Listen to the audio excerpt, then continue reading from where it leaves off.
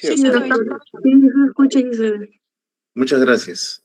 Bien, entendemos que hay un seminario que involucra también a los fármacos antihipertensivos. Por tanto, también aquí lo que vamos a hacer es sentar algunas bases fisiopatológicas relacionadas a la hipertensión arterial que ayuden a entender los mecanismos por los cuales los diferentes medicamentos que hoy en día tenemos para el control de la hipertensión arterial pueden ser utilizados a fin de conseguir ciertos objetivos terapéuticos que ustedes claramente lo harán en su seminario. Entonces, entendamos que la clase de hoy día es en parte introductoria, pero sobre una base fisiopatológica para poder ya revisar cada uno de los medicamentos que se han ido incrementando en buena medida a lo largo de los años, y muchos de ellos tienen un impacto bastante importante en el control de las complicaciones que la hipertensión arterial pueda tener en aquella población que tiene este diagnóstico.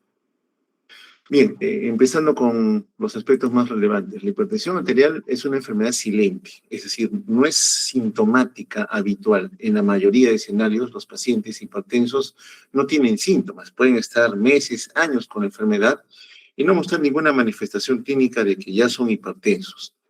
De ahí la necesidad de que nosotros en forma regular, cada vez que entrevistemos a un paciente, sea donde nos encontremos, midamos la presión arterial, así el motivo de la consulta no tenga nada que ver con un aparente cuadro de hipertensión arterial. ¿Por qué es importante hacer el diagnóstico y, lógicamente, tratar a los pacientes hipertensos? Porque es una enfermedad crónica que va a ocasionar un daño sostenido a lo largo del tiempo, en caso no se consiga un buen control de la presión arterial, con un efecto perjudicial sobre ciertos órganos diana, principalmente a nivel renal, principalmente a nivel de corazón, principalmente a nivel de cerebro. Vale decir, el paciente hipertenso tiene mayor chance de condicionar un daño que deje con alguna secuela o con alguna mella en la función que a nivel renal, a nivel de corazón o a nivel cerebral, especialmente en este último, puede ocurrir, especialmente en relación a la aparición de sangrado, que es una complicación que vemos con relativa frecuencia en el paciente hipertenso mal controlado o ya diagnosticado, pero mal adherido al tratamiento. Bien, entonces la hipertensión arterial, la mayoría de veces enfermedad silente, obliga a, cada vez que entrevistemos a un paciente, medir su presión arterial. Y si por ahora encontramos que los valores están en un rango de riesgo, ya pudiendo predecir que el paciente va a tornarse hipertenso en algún momento, ser mucho más acuciosos todavía y, lógicamente, citar al paciente para controles posteriores en donde veamos si el comportamiento de la presión es a mantener esos valores elevados que ya tipifique que es un paciente hipertenso y, por tanto, empezar tratamiento. En relación a la etiología, no conocemos la causa. En la mayoría de procesos que se presentan en las personas, desconocemos qué ha originado la hipertensión arterial. ¿Conocemos las bases fisiológicas de la generación de la presión arterial? Sí, pero no conocemos el por qué algunos de esos actores que los vamos a revisar a continuación, de alguna manera tendrían un estado de hiperestimulación o de hiperrespuesta que genere el incremento de la presión arterial.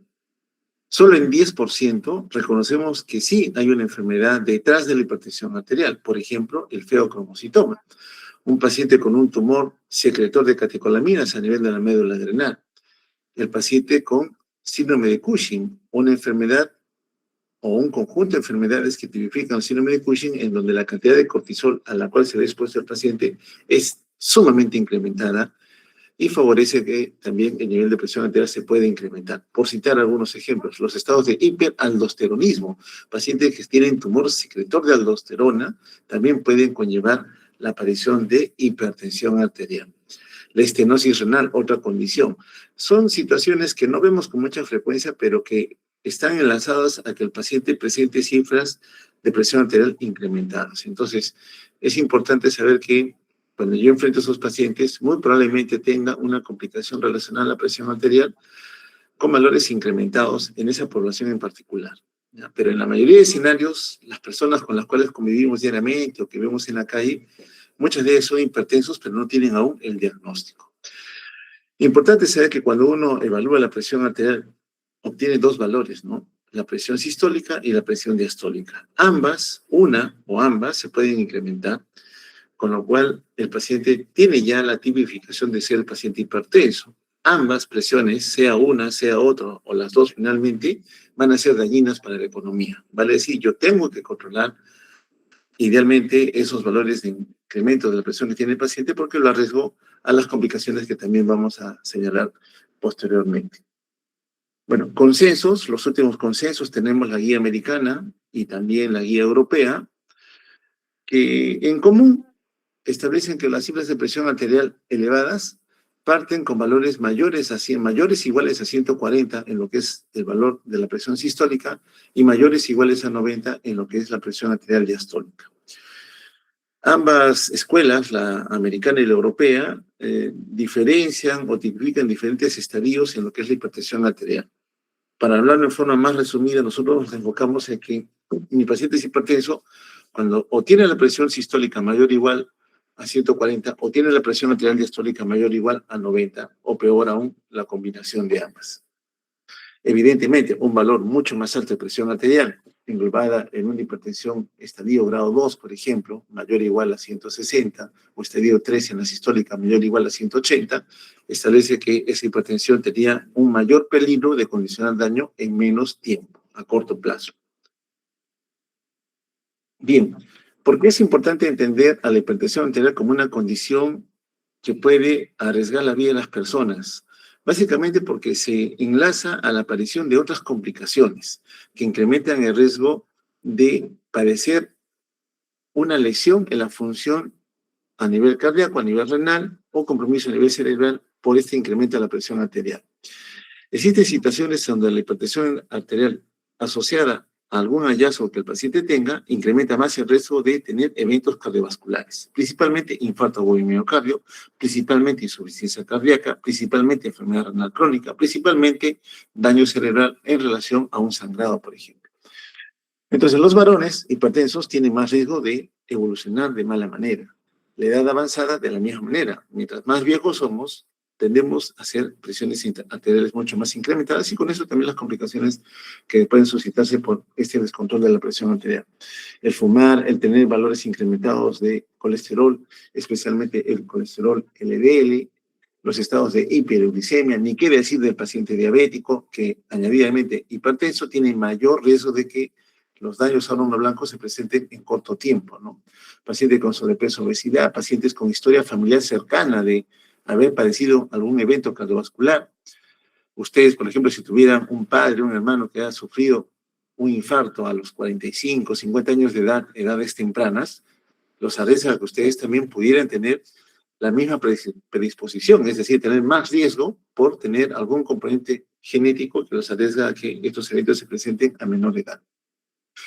En la mujer, el periodo menopáusico, la última menstruación, hasta antes de la cual la paciente se encontraba protegida, entre comillas, por la producción continua de estrógenos, ¿no? Entonces, al ya perder esta producción de estrógenos, que tiene un rol cardioprotector, la paciente mujer en etapa postmenopáusica, es decir, ya no menstrua, también tiene mayor riesgo de padecer eventos cardiovasculares.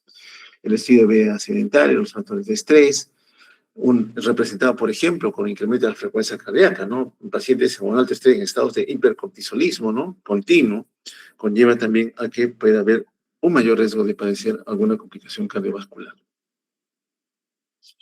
Existen situaciones, inclusive que decíamos hace un instante, esta enfermedad es asintomática en la mayoría de escenarios. Por tanto, el paciente ya puede tener daño a órgano blanco, sin embargo, no tiene manifestación de que ese órgano blanco está dañado. El paciente se siente bien, pero es hipertenso. Significa entonces de que ya, producto de esta hipertensión, si uno hace evaluaciones de la búsqueda del daño a órgano blanco, el paciente hipertenso generalmente condiciona un crecimiento del tamaño del corazón. Eso yo lo puedo visualizar con un estudio electrocardiográfico, por ejemplo, evaluando el crecimiento de cavidades, o con un estudio de imagen como es la ecocardiografía, donde voy a notar que el corazón ha crecido de tamaño, ¿no? El compromiso en la función renal expresado por la presencia de proteínas en orina, cuestión que ciertamente no debería estar presente, pero que en un paciente hipertenso aumenta el riesgo de padecer daño renal. El compromiso, lógicamente, también de la tasa filtrado glomerular. El compromiso a nivel periférico, la enfermedad arterial periférica, es decir, un deterioro en la perfusión a los órganos distantes, ¿no? Miembros inferiores, por ejemplo, en donde la cantidad de sangre que perfunde al músculo esquelético a nivel de las piernas puede ser limitado y conllevar ante la actividad física la aparición de crisis de dolor bastante intensas. Compromiso a nivel de la retina, igual como ocurre en el paciente diabético, la hipertensión arterial, el paciente hipertenso también tiene riesgo de hacer retinopatía hipertensiva que puedan comprometer severamente su agudeza visual.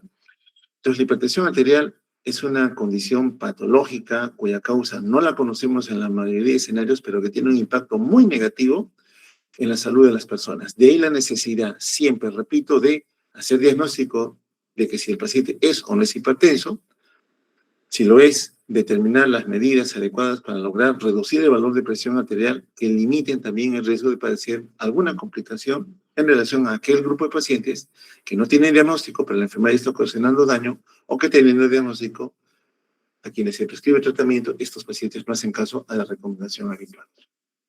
Y bueno, ya cuando el daño está instaurado, es decir, el paciente hipertenso, silente, asintomático, me siento bien, ¿en qué escenario viene? Viene la emergencia, ¿no? Y cuando viene la emergencia, viene con una enfermedad cerebrovascular, un sangrado, un infarto cerebral, por ejemplo, ¿no? El paciente ahí en ese momento que uno ingresa a evaluarlo, encuentra que sus valores de presión ya están incrementados.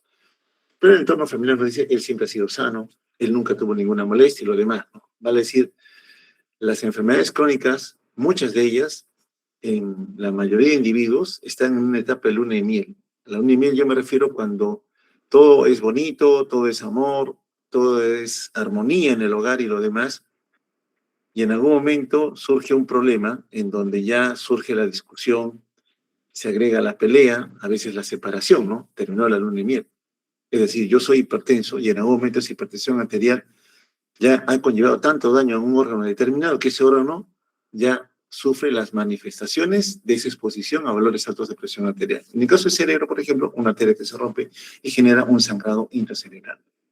A nivel de corazón, un corazón que está haciendo esfuerzo por bombear la sangre, teniendo una poscarga incrementada, ya está crecido enormemente, y esa presión no se controla, sigue elevada, ese corazón en el momento ya no va a poder expulsar un adecuado volumen de stroke. Por lo tanto, se compromete la perfusión, y ese compromiso de la perfusión, detectado por un sistema de evaluación de cómo está la presión de perfusión, gatilla una respuesta neurohormonal. Y esta respuesta neurohormonal, que cree que falta mayor fuerza contractil, hace trabajar a un corazón que ya está insuficiente. Y genera un círculo vicioso que termina con la complicación que puede ser un infarto o una insuficiencia cardíaca. Bien, se favorece también dentro de la luz de los vasos sanguíneos la formación de placas de grasa, los cuales pueden limitar también el flujo sanguíneo. Y en el crecimiento de cavidades secundarias a la hipertensión arterial, una arritmia harto frecuente, por no decir la más frecuente que nosotros vamos a ver en nuestra vida médica, que es la fibrilación auricular. Un paciente, en el momento de la evaluación, lo encontramos con valores de presión arterial incrementadas, puede tener un riesgo incrementado de ya padecer alguna otra complicación a nivel de la esfera cardiovascular. Es decir, ser un hipertenso que tiene ya asociado alguna evidencia de daño a órgano blanco. Mientras más elevada esté la presión arterial, aquí por ejemplo en un grado estadio 3, mayores iguales a 180 la sistólica o mayor o igual a 110 la diastólica, cualquier paciente con estos valores ya tiene alto riesgo de tener complicaciones cardiovasculares. Pero un paciente que con la enfermedad al momento de la primera evaluación, presiones de 145-95, pongamos ese ejemplo, es un estadio 1, grado 1, si buscamos daño órgano blanco y no lo encontramos, muy bien, recién está empezando la condición, este paciente en este momento no tiene ninguna condición de riesgo.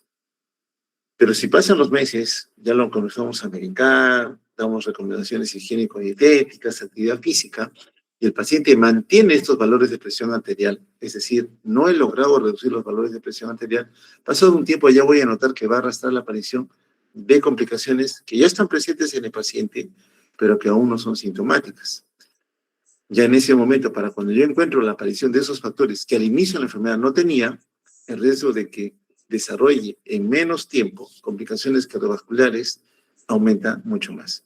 Peor aún si le añadimos la diabetes, ¿no? El riesgo se incrementa mucho más. Y más si es que existen compromiso o evidencia de daño a otros órganos más. Bien, entonces la hipertensión arterial, en resumidas cuentas para nosotros, significa que los valores de presión sistólica son mayores o iguales a 140, los de diastólica mayores o iguales a 90, o la combinación de ambos. Puede ser aislado, solamente sistólica, aislado solamente diastólica o la combinación, repito. Bien, ¿en dónde se suscita el impacto que nosotros mayormente vemos en el paciente con hipertensión arterial? ¿Cuál es el escenario sobre el cual uno busca trabajar para tratar de controlar mejor esa hipertensión arterial diagnosticada en el paciente? En el tono que el músculo liso a nivel del lecho vascular tiene. Por lo general, lo que encontramos aquí es que el estado de vasoconstricción se ve favorecido a nivel del lecho vascular arterial y también en el lado venoso.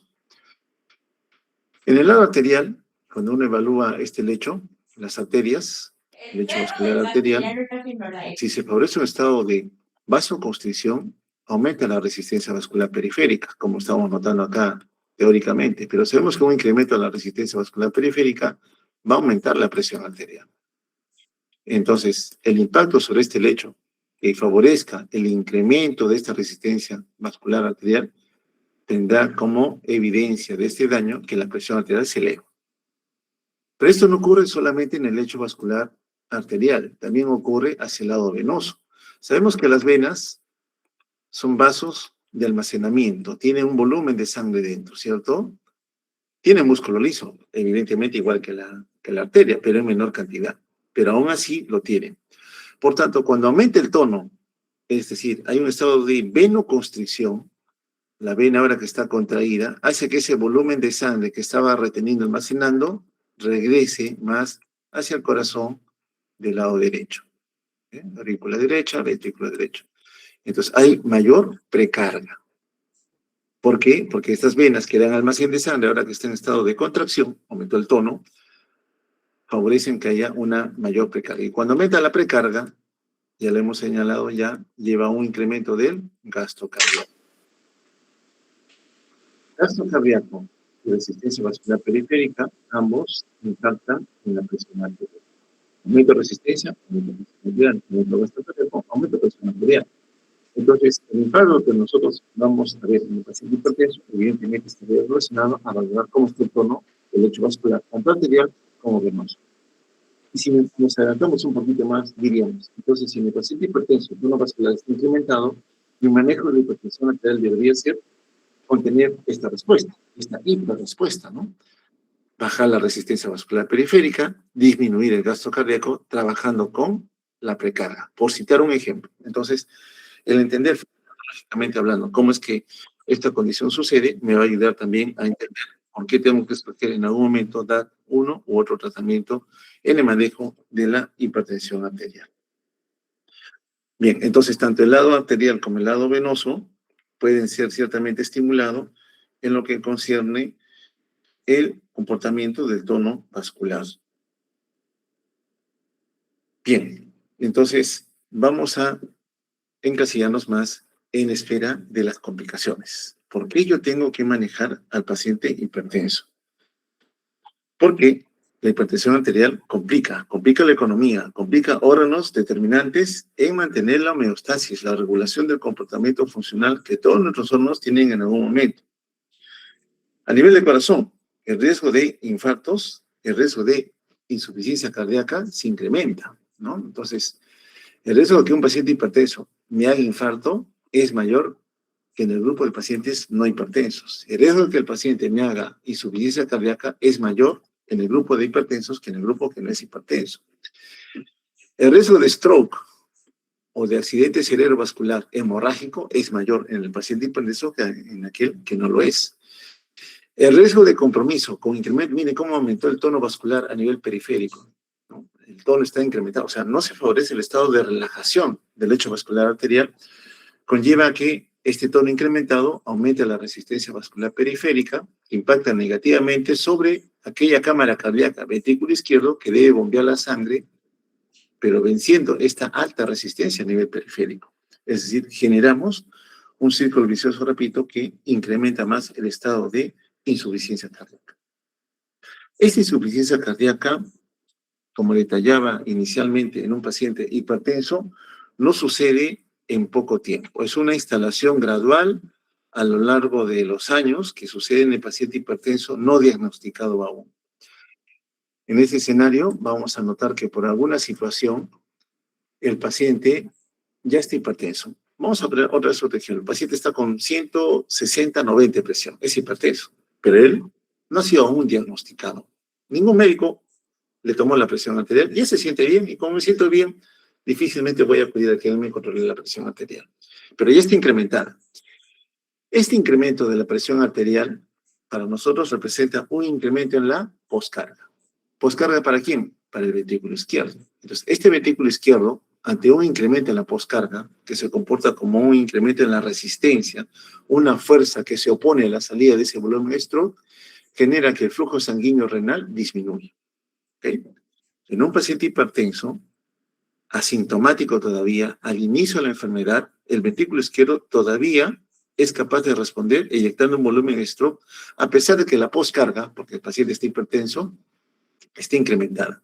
Evidentemente, en algún momento, esa poscarga incrementada persistentemente, a pesar que el ventrículo izquierdo está haciendo el esfuerzo por volver a la sangre, va a impactar negativamente en el flujo sanguíneo renal.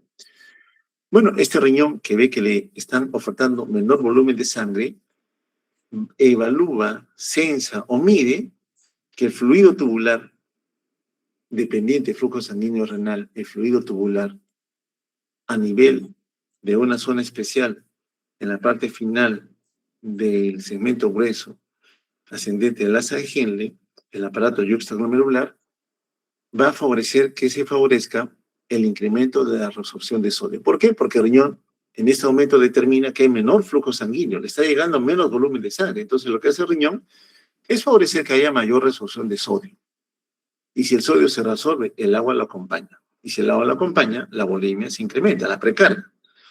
Y esta precarga, que es la que le va a llegar en algún momento al ventrículo izquierdo, que ya está haciendo esfuerzo por volver la sangre, su poscarga está incrementada, y ahora le incrementamos la precarga, va a llevar a que el proceso evolucione a un estadio avanzado de insuficiencia cardíaca. Pero todavía compensada, todavía compensada. Recuerda que eso al inicio son cambios hemodinámicos que están censando que existe un compromiso a nivel de la perfusión, con impacto negativo sobre el lecho vascular renal sobre todo. Bien, pero conforme avanza la enfermedad, este ventrículo izquierdo, al ver que la poscarga no está disminuyendo, recuerda que es un hipertenso que no está haciendo caso al tratamiento, es un hipertenso que no tiene diagnóstico, él se siente bien.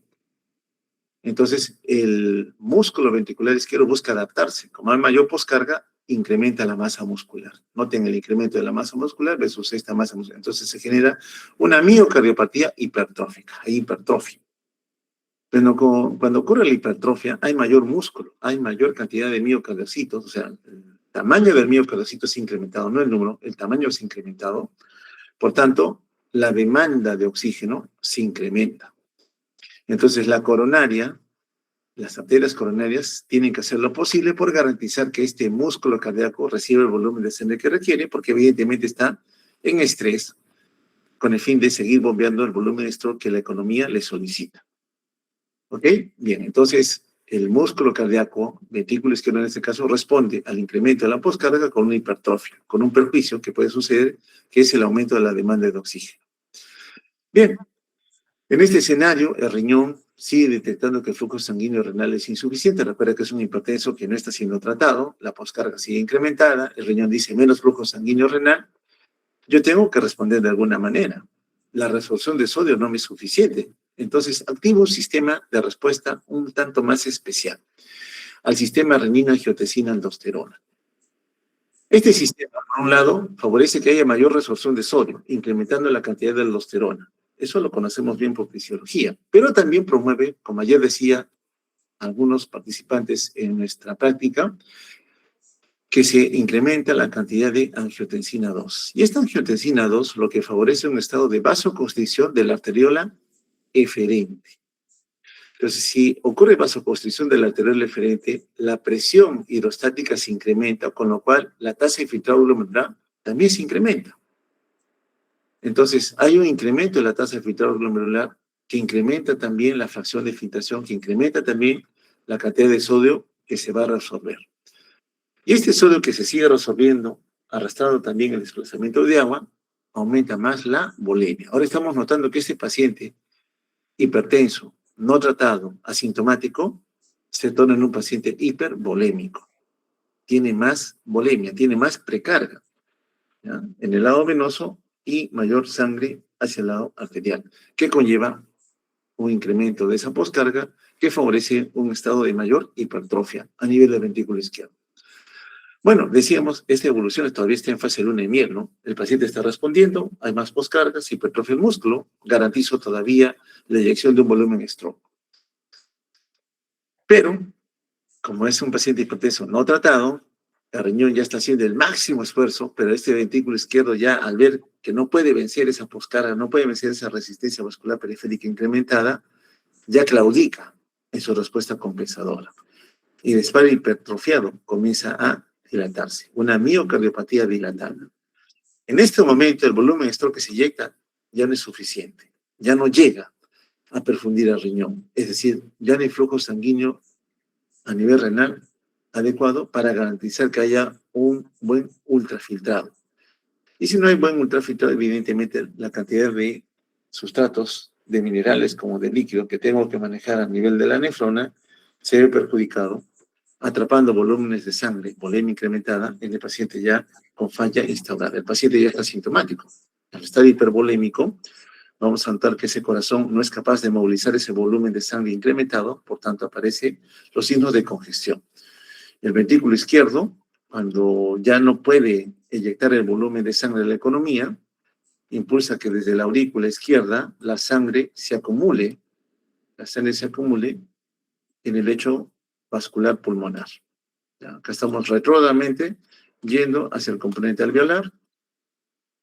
Aquí está la sangre que vino desde el ventrículo derecho buscando oxigenarse, pero encuentra que hay sangre estancada, sangre que no puede ser eyectada, se está estancando en el ventrículo izquierdo, se está estancando en la aurícula izquierda, por tanto la presión hidrostática aquí se incrementa. Y cuando esto sucede, el agua fuga al intersticio, aumenta el agua pulmonar, y en aumento el agua que está en el intersticio se mete dentro del alveolo y lo inunda de fluido. Ocurre ya la congestión alveolar, el edema agudo del pulmón. Es decir, un paciente en ese momento, cuando ya terminó la fase luna de miel, nos va a venir descompensado con insuficiencia respiratoria. ¿Por qué? Porque el oxígeno que está aquí es bien torpe para llegar hasta el capilar. La ley de Fick me dice que mientras mayor sea la distancia que tenga que recorrer una sustancia, así haya buen gradiente, se va a limitar la difusión. Entonces no va a haber suficiente oxígeno. Mi paciente va a desarrollar insuficiencia respiratoria. Mi paciente va a tener sensación de ahogo. Bueno, este volumen de sangre acumulado aquí retrógradamente se va a transmitir hacia las cavidades derechas. El ventrículo derecho, que busca inyectar un volumen de sangre hacia la arteria pulmonar, ya no puede, porque el volumen de sangre estancado acá. Entonces el volumen de sangre en el ventrículo derecho también se acumula, haciendo que se genere insuficiencia tricuspidia, que acumula volumen de sangre en la aurícula derecha, que a su vez acumula volumen de sangre en la vena cava superior y volumen de sangre en la vena cava inferior.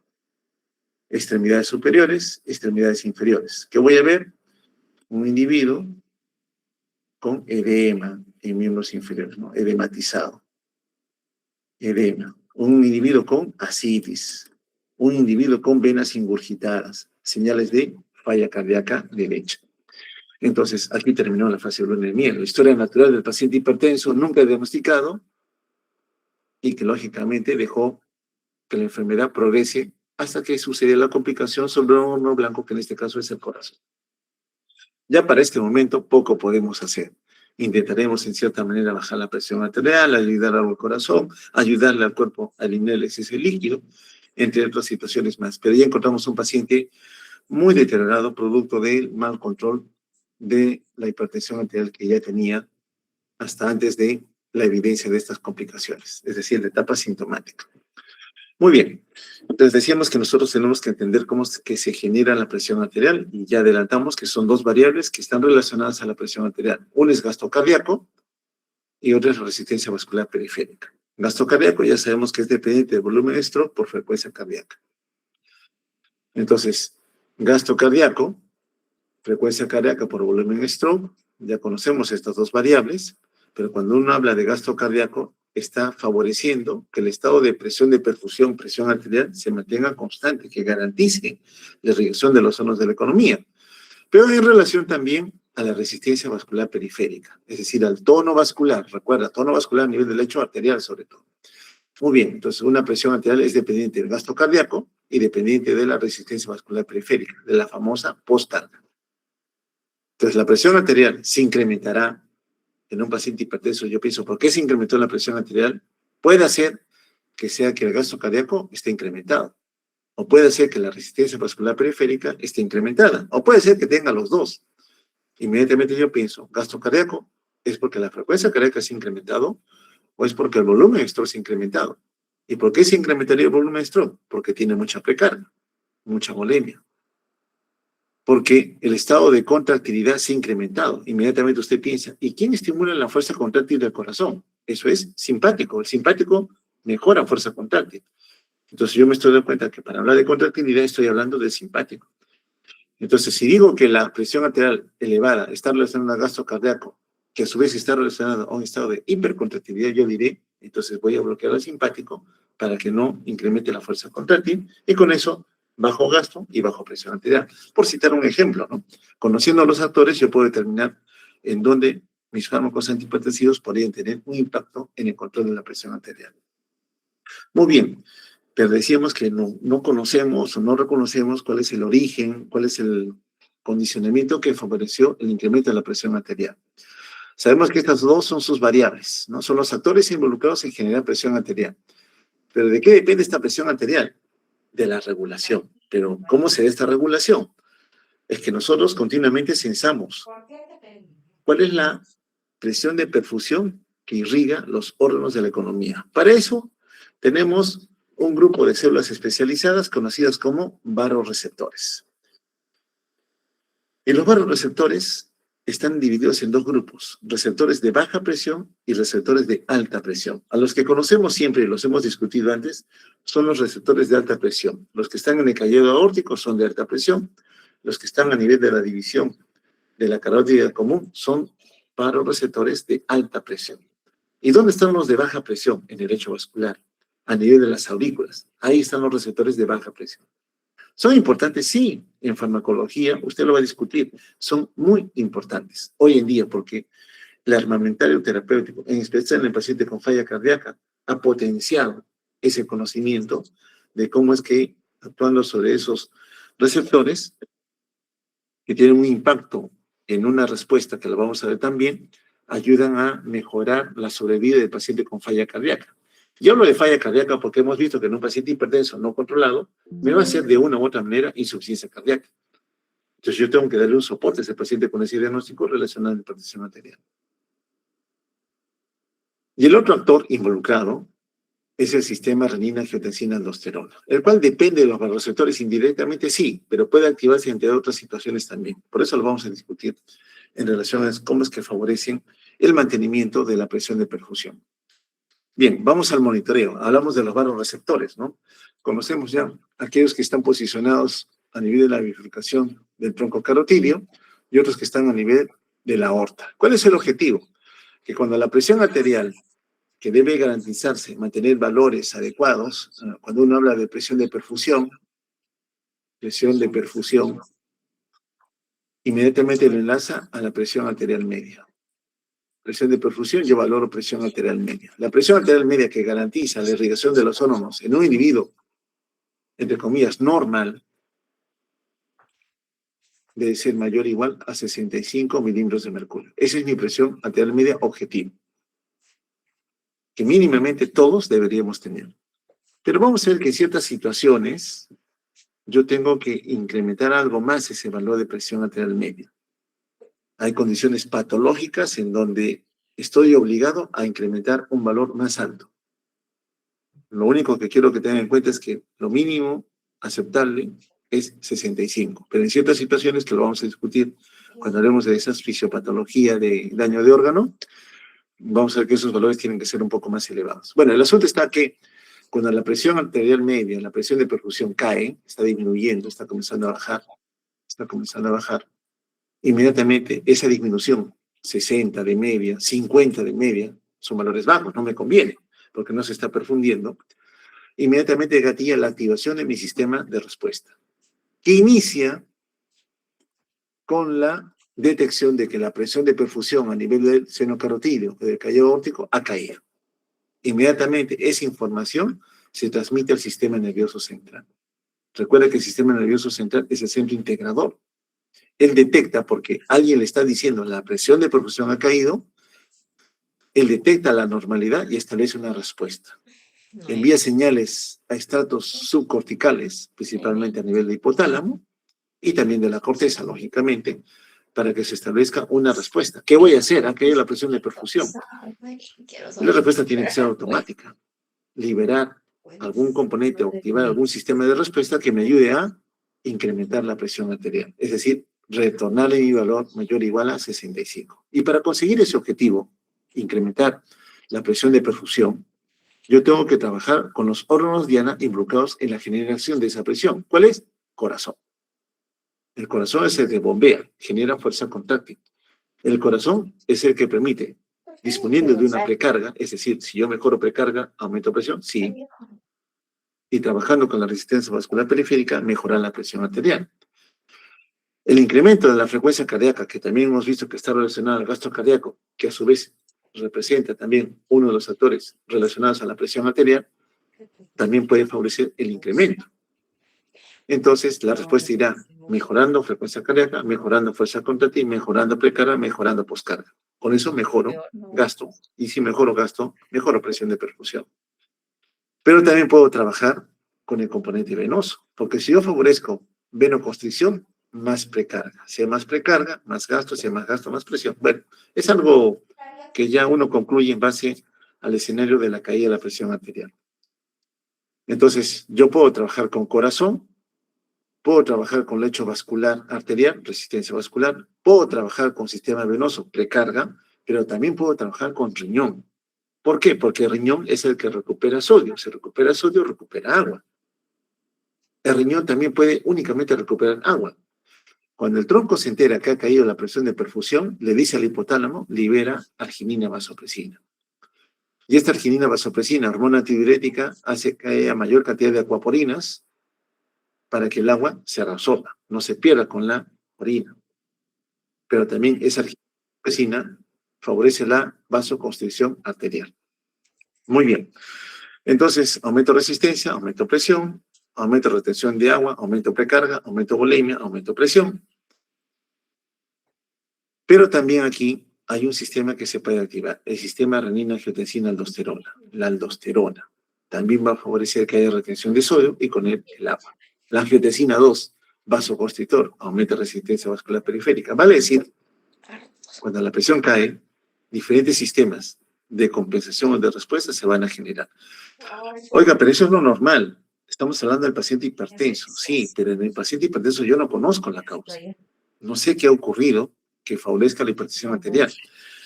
Pero si determino que hay situaciones en donde yo podría manipular el trabajo del corazón en relación a la precarga, poscarga, fuerza contráctil y frecuencia cardíaca, el estado de vasoconstricción arterial, el estado de venoconstricción venosa, el estado de activación del sistema renina-angiotensina-aldosterona, ¿puedo ayudar a controlar la presión arterial? Sí. Entonces, trabajemos con ellas. Lógicamente, bajando la presión arterial a un valor seguro, no la vamos a bajar a cero, sino quiero que llegue a un valor en donde implique menos riesgo de daño en el corazón, menos riesgo de enfermedad renal crónica, menos riesgo de stroke o daño a nivel cerebral. Entonces, estas situaciones, que son respuestas fisiológicas, en el paciente hipertenso parecieran haberse alterados. Yo sé que ante una caída de la presión, va a haber un sistema de respuesta. Ante un incremento, ese sistema de respuesta se tiene que apagar. Es lo natural. Si ya elevó presión arterial, ya no tengo que tener simpático activo. Ya no tengo que tener la liberación incrementada de arginina vasopresina, por ejemplo. Pero pareciera que en el paciente hipertenso se ha perdido esa regulación, ese feedback natural que debería ocurrir. Entonces, el conocer a los actores, repito, que están involucrados en la generación de la presión arterial, me va a llevar también a reconocer cómo yo podría trabajar en el control de la presión arterial. Volemia, si hay mucha volemia, yo diré, tendré que ayudar al paciente a perder el exceso de líquido. Quizás aquí utilizaré un diurético. De repente diré, hay mucha volema, mucha precarga, relaja el músculo liso de la vena para que atrape más volumen de sangre y al bajar la precarga, baja la presión arterial, por ejemplo. O disminuir la resistencia vascular periférica con un vasodilatador directo. O disminuir frecuencia cardíaca o disminuir fuerza contráctil o bloquear el sistema renina-angiotensina. Entonces, ese conocimiento fisiológico que en estado patológico se puede ver ciertamente sobreestimulado, me ayuda a escoger uno o varios medicamentos que actúen al nivel de diferentes blancos terapéuticos. Porque cuando uno trata a un paciente hipertenso, tiene a la mano varias drogas, pero a veces el paciente hipertenso involucra usar 2 o más drogas, a veces 3, a veces 4. Es decir, es un paciente severamente hipertenso, que nos dificulta de cierta manera conseguir el objetivo, ¿no? Hay pacientes que con un solo medicamento, un solo antihipertensivo, rápidamente controlan la presión arterial, pero hay pacientes, grupos de pacientes que son algo resistentes. Significa que el proceso que favorece la hipertensión arterial no solamente está relacionado a uno de estos actores que se activaron, sino serían muchos, muchos más. Bien, entonces la respuesta o el estímulo que el corazón pueda tener ante un incremento o una disminución de la presión arterial se valora a través de señales periféricas que nacen en el callado aórtico o nacen en la división del tronco carotidio y que llegan finalmente al tronco cerebral. Y en el tronco cerebral encontramos una estructura noble, el bulbo raquídeo. A nivel del bulbo raquídeo tenemos 2 centros que actúan sobre la esfera cardiovascular. Uno es el centro cardioacelerador, es decir, ante la caída de la presión arterial, este se activa, sale con todo a defendernos, simpático dependiente, y el otro es el cardioinhibidor. Subió mucho la presión, oye, es mucha presión, ya no necesito que el simpático esté activo, entonces se apaga el simpático y se activa el parasimpático. Entonces hay 2 sistemas autónomos que están regulando. Poca presión, activo al cardioestimulador. Mucha presión, activo al cardioinhibidor. El objetivo, repito, es hacer que la presión arterial esté en un valor aceptable que garantice la perfusión. No me convienen valores altos, no me convienen valores bajos. Lo simpático y parasimpático, en base a lo que el tronco les informe, en algún momento se activa uno más que otro. El objetivo, repito, siempre es tratar de mantener las presiones arteriales medias que garanticen una adecuada presión de perfusión. En resumidas cuentas, entonces, cuando la presión de perfusión se ha visto comprometida y usted grábese presión de perfusión salada de presión arterial que sostiene la vida, ha caído por alguna situación, esto se esencia, se valora, se mide. Cayó la presión, mis varios receptores le dicen al tronco, cayó la presión. Se activa el cardioestimulador trabajando con el sistema simpático. El simpático tiene sus blancos de acción. ¿Dónde? En corazón, en lecho vascular y a nivel de riñones. En corazón, ¿a quién encuentra? A sus receptores. A nivel del sistema eléctrico, no sinusal, receptores beta 1. A nivel del músculo cardíaco, receptores beta 1. Todos los beta trabajan con proteínas GS, estimulan el incremento del segundo mensajero. ¿Ok? Muy bien. Eso sobre corazón. Trabaja sobre el músculo cardíaco y trabaja sobre frecuencia cardíaca.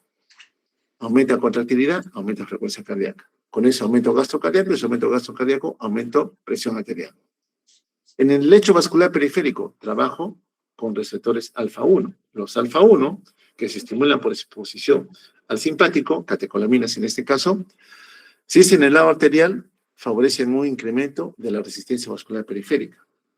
Más poscarga, más presión arterial. Y hacia el lado venoso, el incremento del tono venoso, la venoconstricción, aumenta la precarga. Si hay más precarga, más gasto. Si hay más gasto, más presión arterial. Entonces, corazón, lecho vascular. Pero también en el riñón existen receptores para el simpático. También son receptores beta 1. Y cuando se estimulan estos receptores beta 1 a nivel del aparato yuxtamural, especialmente en las células JG, se libera o se incrementa la liberación de renina. Y con esto se inicia la activación del sistema renina, angiotensina, aldosterona. Aldosterona que promueve mayor resorción de sodio y con el sodio del agua, con el cual aumenta la volemia, aumenta la precarga, se aumenta la precarga, aumenta el gasto, y se aumenta el gasto, aumenta presión arterial. Entonces, yo sé que todos estos se relacionan a mantener la presión arterial, pero en el paciente hipertenso, repito, no sé cuál de ellos en realidad estaría más activado y me está induciendo el incremento de la presión arterial a rangos no seguros. Por tanto, yo buscaré bajar gasto cardíaco, trabajando de repente con músculo, disminuyendo fuerza contráctil, bajando frecuencia cardíaca, relajando el músculo liso venoso, relajando el músculo liso del lecho arterial, o bloqueando la activación del sistema renina-angiotensina-aldosterona. ¿Ok? Eso en resumidas cuentas, hablando de paciente hipertenso. La contractilidad, ¿cómo se ve favorecida? Ya sé que el simpático influye, ¿cierto? Ya sé que el simpático mejora fuerza contráctil. ¿Pero a través de qué mecanismo? Favoreciendo el ingreso de iones calcio. Si el calcio ingresa, mejora fuerza contráctil. Y si hay mayor contractilidad, aumenta el gasto. Y si aumenta el gasto, aumenta la presión arterial. Eso hablando del músculo cardíaco. Por tanto, si yo bloqueo el ingreso de calcio, también disminuyo fuerza contráctil. Y si disminuyo fuerza contráctil, bajo gasto. Y si bajo gasto, bajo presión. Reconocemos que también el calcio a nivel del lecho vascular periférico se necesita para el estado de vasoconstricción que aumentó resistencia vascular periférica. Entonces, si yo bajo resistencia vascular periférica, impidiendo que el calcio ingrese, también voy a bajar presión arterial. Entonces, un grupo de drogas que bloquean los canales de calcio, también conocidas como calcio antagonistas, me pueden también ayudar a controlar al paciente hipertenso. Entonces, ya no voy a hacer solamente trabajar con simpático, sino también podría trabajar con el ingreso de iones calcio.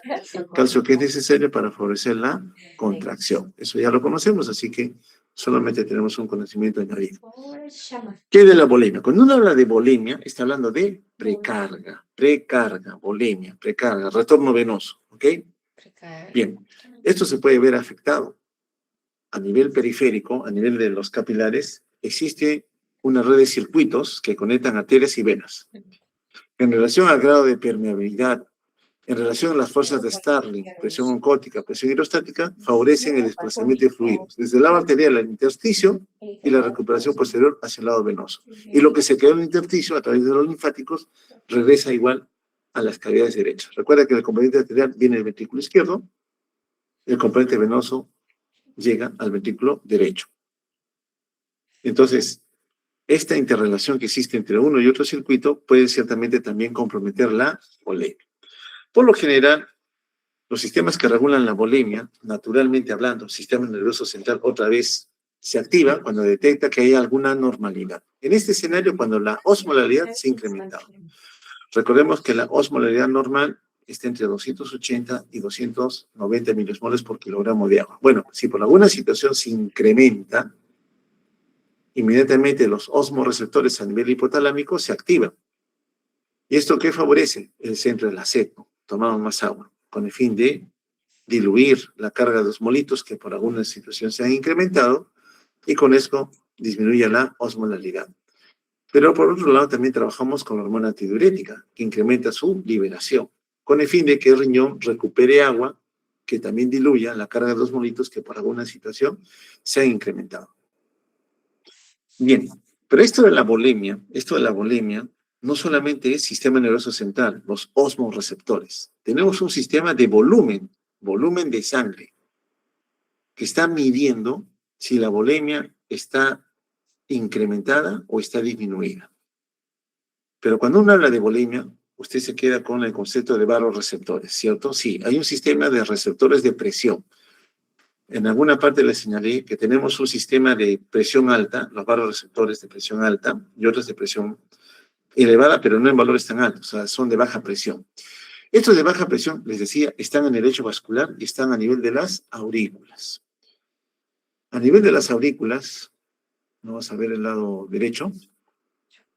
Tengo mi aurícula derecha, que es el ventrículo. ¿Okay? Esta aurícula recibe un volumen de sangre, ¿cierto? Retorno venoso, que comienza a llenar la aurícula. Cuando esta aurícula se está llenando de sangre, lógicamente, ¿qué va a hacer con la aurícula? Se va a dilatar. ¿Ya? Hasta que se abran las válvulas auriculoventriculares, la sangre que ha contenido no pasa al ventrículo derecho, ¿cierto? Eso ya lo sabemos. La conclusión es que cuando se va llenando de sangre, retorno venoso, la aurícula se estira, ¿ya? Las paredes se distienden. Ese estiramiento de la aurícula, si hay mucha precarga, mucha bulimia, ¿ya? Puede inducir que se libere un péptido desde la aurícula. el péptido natriurético auricular. Así se libera más. Y el nombre lo dice, es un péptido natriurético auricular. ¿Qué va a favorecer? Que el sodio natriurético se vaya con la orina. Y si se va el sodio, se va el agua. ¿Ok? Entonces, este péptido es determinante porque me ayuda cuando el corazón, la aurícula, detecta que hay mucha volemia, le está llegando mucha precarga, mucho retorno venoso, ella se defiende, no es mucho. Ordena al riñón a través de la liberación de este péptido que favorezca la pérdida de sodio, para que el agua lo acompañe y baje ese retorno venoso que está sobreestirando la aurícula derecha. Pero cuando hay menos precarga, menos retorno venoso, mi paciente de ayer estaba sangrando, ¿cierto? Una hemorragia digestiva, decíamos, baja la precarga, baja el retorno venoso, entonces hay menos estiramiento en la pared de la aurícula. ¿Qué sucede? ¿Cuál es la respuesta? Liberar arginina vasopresina para que recupere agua, intentando mejorar la volemia, mejorar la precarga, mejorar el retorno venoso, que me lleve a mejorar gasto cardíaco, como una respuesta de compensación. Bueno, ¿quién nos importa acá? Este péptido de aquí, péptido natriurético A, el que la aurícula libera con el fin de favorecer la pérdida de sodio. Existen escenarios en donde este péptido no trabaja adecuadamente. ¿Por qué? Porque se expone a una enzima de degradación. Esta enzima de degradación destruye este péptido y no permite que siga favoreciendo la natriuresis. Entonces yo digo, cuando tengo mucho volumen de agua, ¿han visto en algún momento al paciente con hipertensión arterial que condiciona daño en el ventrículo izquierdo? Fase luna de miel, pero en la etapa el ventrículo izquierdo ya se ha descompensado, se está dilatando, ¿no? Porque hay mucha precarga, mucho volumen de sangre que no puede eyectar.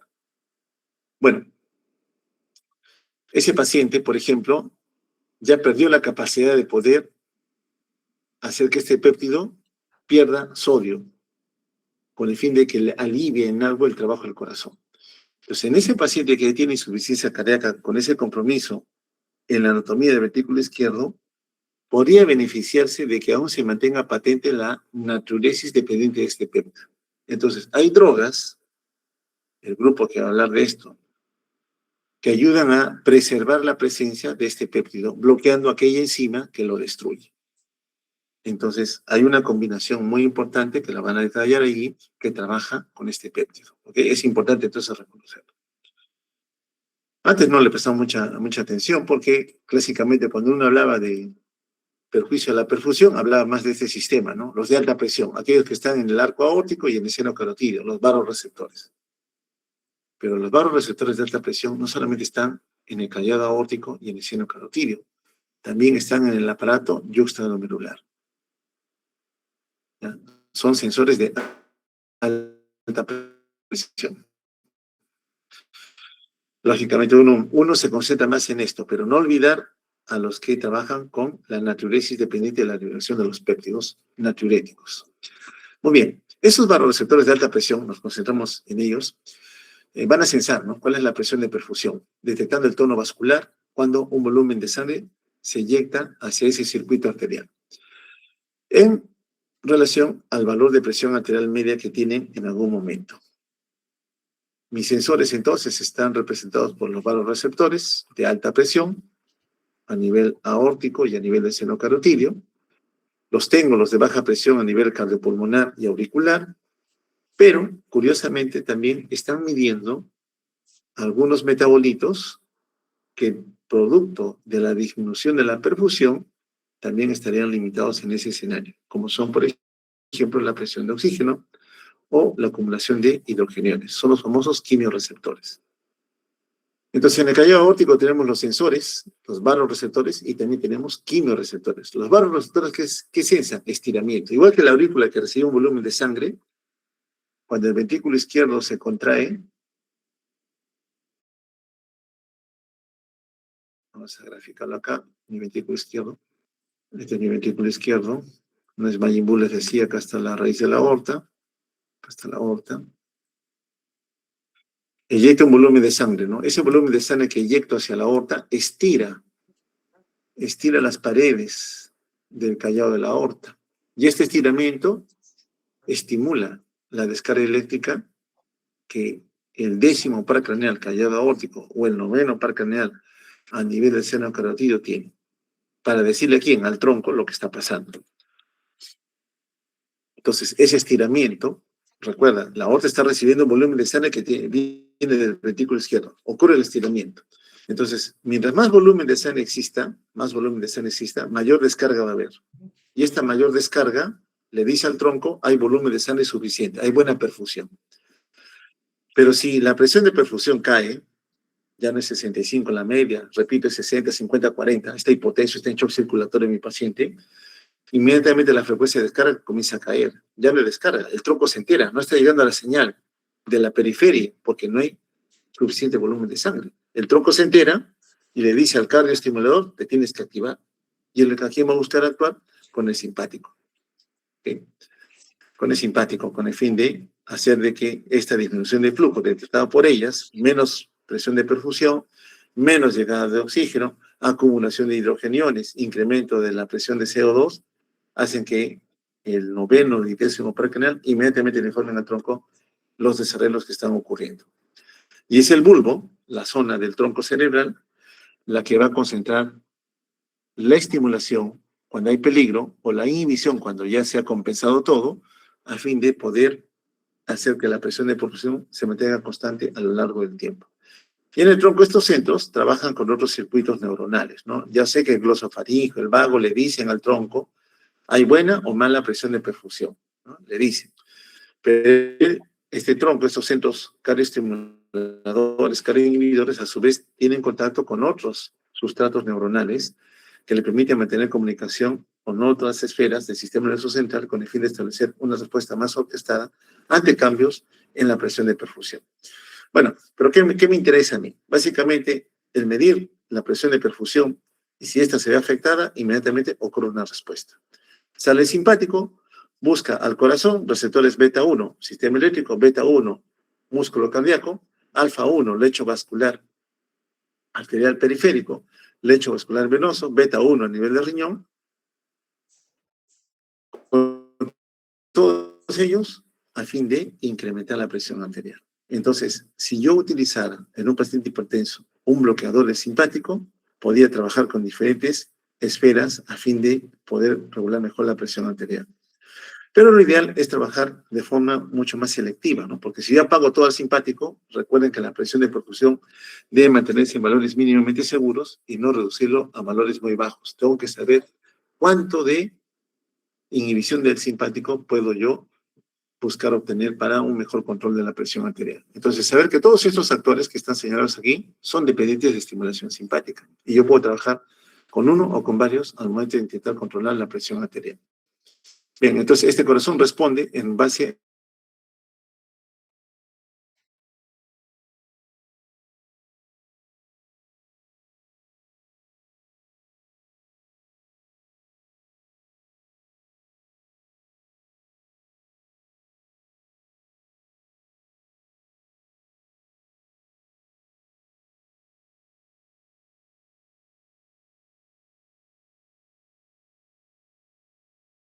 Se colgó.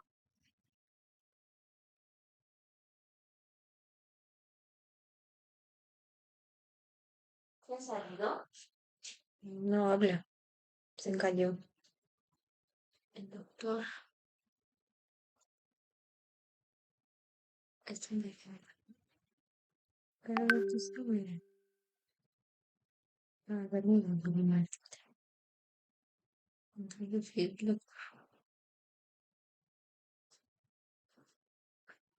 Esta batita tremenda. Tremenda.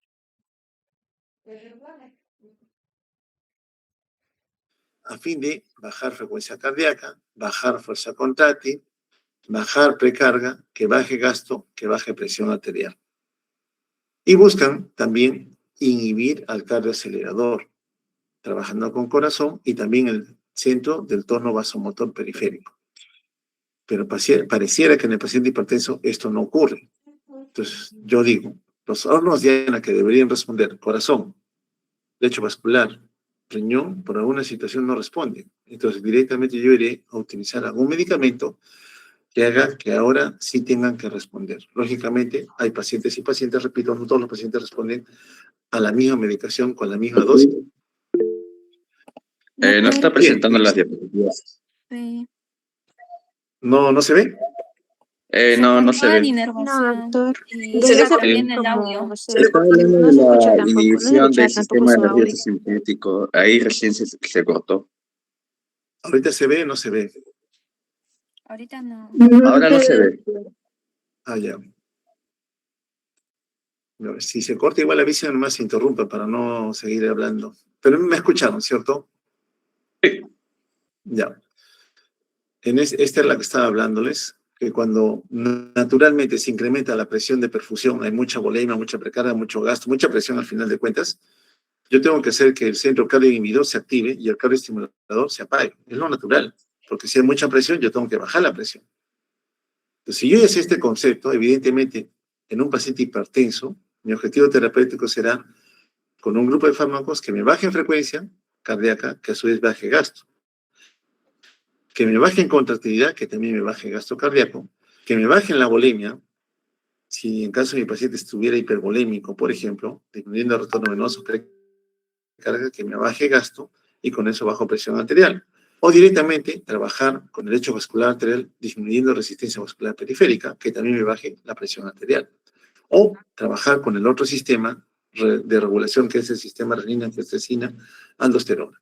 Entonces, simplemente para reconocer que con cualquiera de estos actores yo podía impactar haciendo que el paciente tenga un menor valor de presión arterial. Solo que hay pacientes y pacientes, pacientes que responden bien y pacientes que no responden tan bien. Y me obligan a no solamente bajar frecuencia cardíaca, no solamente bajar contractilidad, sino también tener que bajar precarga, es decir, usar un cronotrópico, inotrópico negativo, de repente aquí un diurético y quizás aquí un vasodilatador, ¿no? De diferente tipo. Entonces, la hipertensión arterial, al final de cuentas detectada, me obliga a iniciar con un esquema terapéutico que lo van a revisar mucho en clínica, pero acá lo que vamos a ver en los seminarios son qué fármacos tengo, qué cuidados debo tener. Ya enfrentado al paciente, usted determinará cuál es el mejor, a fin de poder controlar mejor la presión arterial. Entonces, mi presión arterial fisiológicamente hablando siempre está censada, siempre está valorada. El tronco establece, el valor está normal, perdón, a través de la información que le dan los vasoreceptores, y él responde, ¿no? Haciendo que el centro cardioestimulador se active o haciendo que el centro cardioinhibidor lo haga en caso ocurriera un gran incremento de la presión arterial.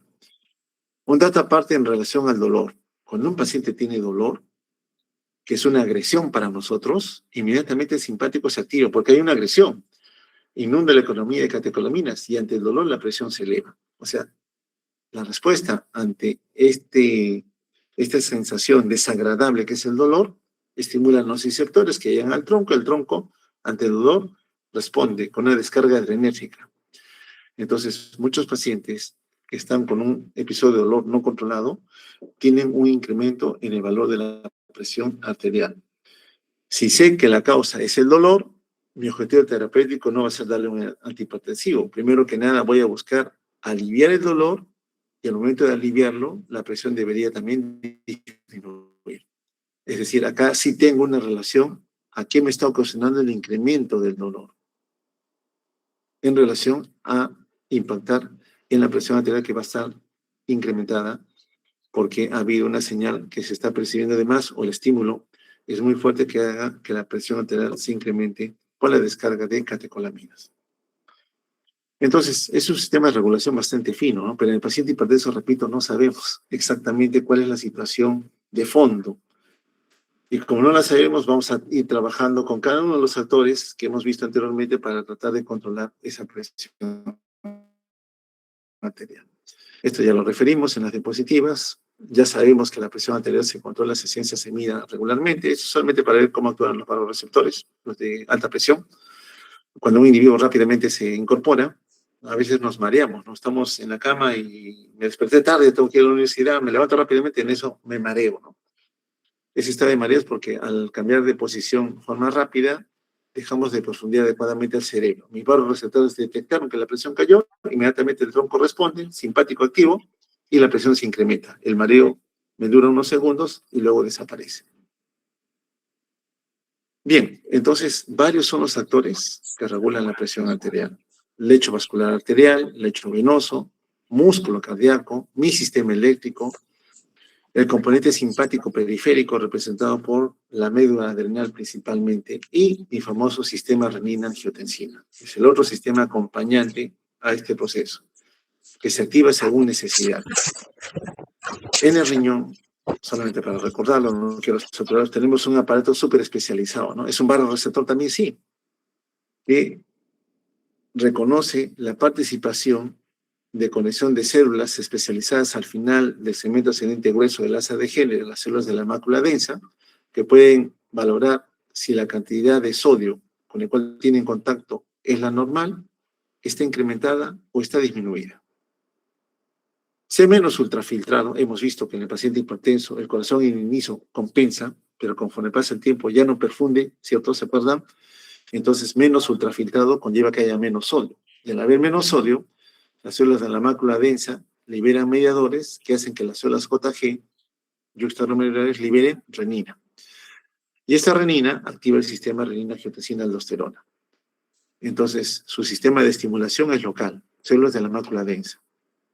Pero también las células JG en su membrana tienen receptores beta 1. Recuerda, los beta 1 están en el corazón, sistema eléctrico, músculo cardíaco y también están a nivel de las células JG, que también liberan renina.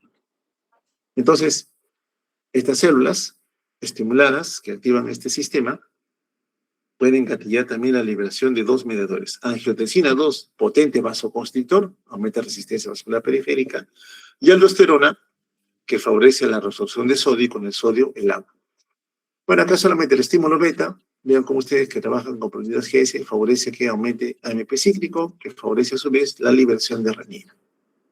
Las prostaglandinas, a nivel de las células de la mácula densa, que es el mediador que liberan ellas, tienen su receptor en la membrana de las células JG, que son proteínas GS, que aumentan también AMP cíclico, que aumentan la liberación de renina. Bueno, esto es secundario, solamente saber el mecanismo de acción. Para mí, lo único importante es que en el riñón tengo un aparato especializado que sensa volemia, que sensa concentración de sodio. En caso de TT, que hay menos volemia, menos fluido tubular, menos sodio, se activa al sistema renina-angiotensina-aldosterona. El objetivo, repito, es restablecer la homeostasis. Bien, entonces mi sistema de regulación es grande, ¿no? Es bastante grande. Sé que cuando manejo un paciente hipertenso, voy a tener que pensar, voy a trabajar con corazón, con fuerza contráctil, con sistema eléctrico, voy a trabajar con el circuito arterial, voy a trabajar con el circuito venoso, voy a trabajar con el riñón, sistema renina, angiotensina, aldosterona, ¿con cuál de ellos? O con varios. Entonces, todo este sistema, el lecho vascular, es bastante manipulable. Hemos visto que tiene dos sustratos de acción sobre él. Uno es el simpático, ¿cierto? El simpático que actuando sobre él favorece la vasoconstricción, tanto arterial como venosa, correcto. Pero el otro es el sistema renina, angiotensina, aldosterona. La angiotensina 2 también promueve la vasoconstricción. Y un tercero, que también se puede sumar, es la arginina vasopresina, que también trabaja con lecho vascular periférico. Al final de cuentas, sobre él yo podría trabajar con diferentes fármacos que bloqueen esas señales, bloqueando al simpático, bloqueando al sistema renina, angiotensina, aldosterona. Bueno, ya conocemos ya que tanto la arteria, como la vena tienen músculo liso, ¿cierto? Solo que la vena tiene menos músculo liso, ya señalamos anteriormente que su calibre, su diámetro es mayor que el de una arteria, por tanto, atrapa mayor volumen de sangre, por eso son vasos de capacitancia. Las arterias son importantes porque favorecen el tono vascular relacionado a la resistencia vascular periférica, que es dependiente del lecho arterial más que del venoso. ¿Y por qué del lecho arterial? Porque las arterias, partiendo de un tronco desde la aorta, en su nacimiento, comienzan a ramificarse. Y cada vez que se ramifican, el diámetro disminuye. Y según la ley de Laplace, cuando disminuye el diámetro, la resistencia se incrementa. Con lo cual, el flujo sanguíneo a cada tejido, órgano de la periferia, va a ir variando en relación a esa resistencia. No olvide que las venas son vasos de capacitancia. Casi 3/4 de todo el volumen de sangre que nosotros tenemos está en el lecho venoso. No olvide. Bueno, entonces resistencia vascular periférica, principalmente usted se va a fijar en las arteriolas. Pero eso está supeditado en relación a la fuerza que promueve la perfusión, que nace en el corazón, y a una variable relacionada al riñón, que es la volemia. El lecho capilar, músculo liso vascular periférico, músculo que puede favorecer vasoconstricción, o vasodilatación va a depender del mediador local que en ese momento domine a ese lecho vascular periférico. Si en ese momento ese lecho vascular está expuesto a angiotensina 2, vasoconstricción. Si está expuesto a endotelina, vasoconstricción. ¿A quién conozco de los dos? La conozco a esta, angiotensina 2. Sé que esta se incrementa cuando el sistema renina-angiotensina 2 se ha activado. Entonces, esta promueve vasoconstricción, hace que la resistencia se incremente. Si aumenta la resistencia, aumenta presión. Y a mí en un paciente hipertenso no me conviene. Entonces, ¿qué voy a hacer? Bloqueo aquel sistema que promueve el incremento de angiotensina 2. Voy a ir a intentar bloquear al sistema renina-angiotensina-aldosterona. ¿Quién promueve la vasodilatación? Principalmente el óxido nítrico. Principalmente el péptido natriurético auricular. Miren cómo está también. No solamente favorece natriuresis, también relaja músculo liso. Las prostaglandinas, la prostaciclina, también es un vasodilatador. Entonces, estos sustratos que el cuerpo tiene también pueden favorecer que la resistencia disminuya, y si disminuye resistencia, bajo presión. No olviden este de acá, repito, el grupo que va a exponer en relación a los inhibidores de la nerlipressina, que es la que desintegra al péptido natriurético auricular. Óxido nítrico trabaja favoreciendo que haya un incremento en el GMP cíclico, el cual fosforila a la miosina, impidiendo que ocurra la contracción, o sea, bloquea esa señal. Los otros circuitos lo que favorecen es el ingreso de calcio. Si yo bloqueo el ingreso de calcio, un calcio antagonista, un bloqueador de receptores alfa 1, por ejemplo, puedo también, o un bloqueador de la angiotensina 2, puedo favorecer que haya menos calcio, y si hay menos calcio, menos contracción, menos resistencia, menos presión arterial. Muy bien. Entonces, en farmacología de la hipertensión arterial, ahora sí, entrando recién a este capítulo, podemos trabajar con sus dos variables. Recuerda que la presión arterial está representada por la interacción entre gasto cardíaco y resistencia vascular periférica. En lo que es gasto cardíaco, usted puede controlar al paciente hipertenso regulando la volemia, cuánto de agua tiene, regulando la frecuencia cardíaca, regulando la fuerza contráctil. Si usted interrumpe alguna de estas, podemos decir, respuestas que se dan para mantener la presión de perfusión, que en el paciente hipertenso está totalmente descontrolada, puede ayudar a controlar al paciente hipertenso, trabajando con gasto cardíaco. Y en relación a la resistencia vascular periférica, usted sabe que el lecho vascular responde a la estimulación simpática, pero también responde al sistema renina-angiotensina. Entonces, usted decidirá droga o drogas que trabajen con uno o más blancos terapéuticos para ayudar a controlar mejor la presión arterial. Entonces, tratamos al paciente hipertenso porque tiene mayor riesgo de hacer insuficiencia cardíaca, en base a una fase de compensación que se fue instalando a lo largo de varios años, fase luna y miel, hasta que en algún momento se hizo sintomática. Miren este ventrículo izquierdo, sumamente hipertrofiado. Y miren la luz. Esta es la cavidad que debe recibir un volumen de sangre. Pero este ventrículo izquierdo hipertrofiado y es un ventrículo, hace que el ventrículo izquierdo sea un ventrículo duro, poco complaciente. Y cuando revisamos parte del trabajo cardíaco, hablamos de la compliance, ¿cierto? No solamente es precarga, contractilidad, poscarga, sino también la compliance. Este ventrículo hipertrofiado es menos complaciente. Si es menos complaciente, la presión al final de la diástole está muy incrementada, y esa presión incrementada hace que haya acumulación de sangre en la aurícula izquierda, que a su vez aumenta la presión en el territorio venoso capilar pulmonar, y esta zona media blanca que ven aquí es una placa de tórax, este es el corazón, estos son los cilios, muy evidentes, pero vemos una zona algo blanquecina, son señales de congestión pulmonar, hay agua en los pulmones, producto de una hipertrofia ya severa que el paciente tiene. Aquí ya, cuando se hace sintomático, el paciente viene, o me duele el pecho porque la coronaria no puede profundir todo este grosor de pared que tiene el ventrículo izquierdo, o hay agua en los pulmones, el paciente viene con sensación de falta de aire. Terminó la luna de miel, la primera pelea, la primera discusión, ¿no? Entonces ya el paciente se hizo sintomático. Entonces los blancos terapéuticos serán trabajando con precarga, diuréticos, trabajando bloqueando al simpático, trabajando con vasodilatadores vasodilatadores que pueden ser arteriales o venosos, o limitando la activación del sistema renina-angiotensina. Cualquiera de ellos, o varios, porque hay hipertensos e hipertensos, pueden ayudar a controlar mejor la presión arterial. El objetivo es modular la activación de estos escenarios, que sé cómo se activa fisiológicamente hablando, pero que en el paciente hipertenso, repito otra vez, parecieran estar desregulados. Entonces, desde el centro regulador, el centro vasomotor, aquel que utiliza simpático dependencia, liberación de catecolaminas, yo puedo ir a bloquearlos. ¿Cuál principalmente? Metildopa. Metildopa y clonidina. Son antihipertensivos muy buenos. Al grupo que le toque hablar de hipertensión arterial, reacción central, obligatoriamente tienen que hablar de metildopa, obligatoriamente de clonidina.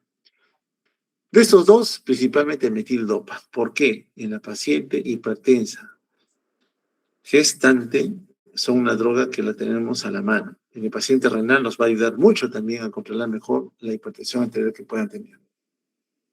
A nivel de los depósitos, bueno, podemos trabajar con reserpina, aunque ya ha sido desplazada porque sus efectos adversos sobrepasan los benéficos.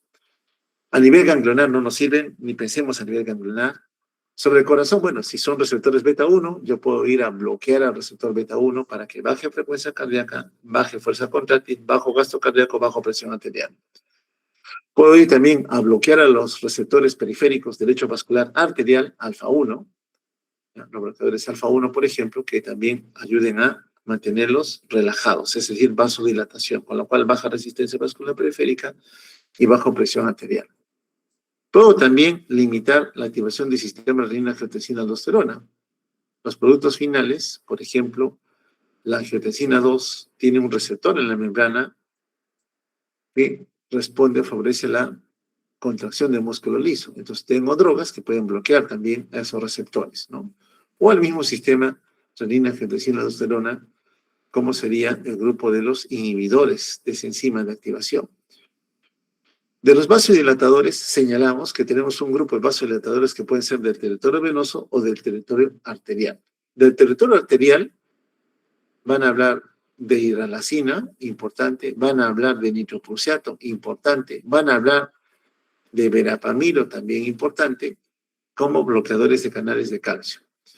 Y en el lado venoso van a tener que hablar de los nitratos, que también lo voy a comentar un poquito aquí, pero ustedes en lo que es su seminario van a tener que también discutir bastante de ese grupo de medicamentos. Les repito otra vez, mis 4 blancos de acción, trabajando con precarga, los diuréticos, trabajando con menos estimulación simpática, trabajando con vasodilatadores en el territorio venoso y o en el territorio arterial, puedo también regular la precarga como la poscarga.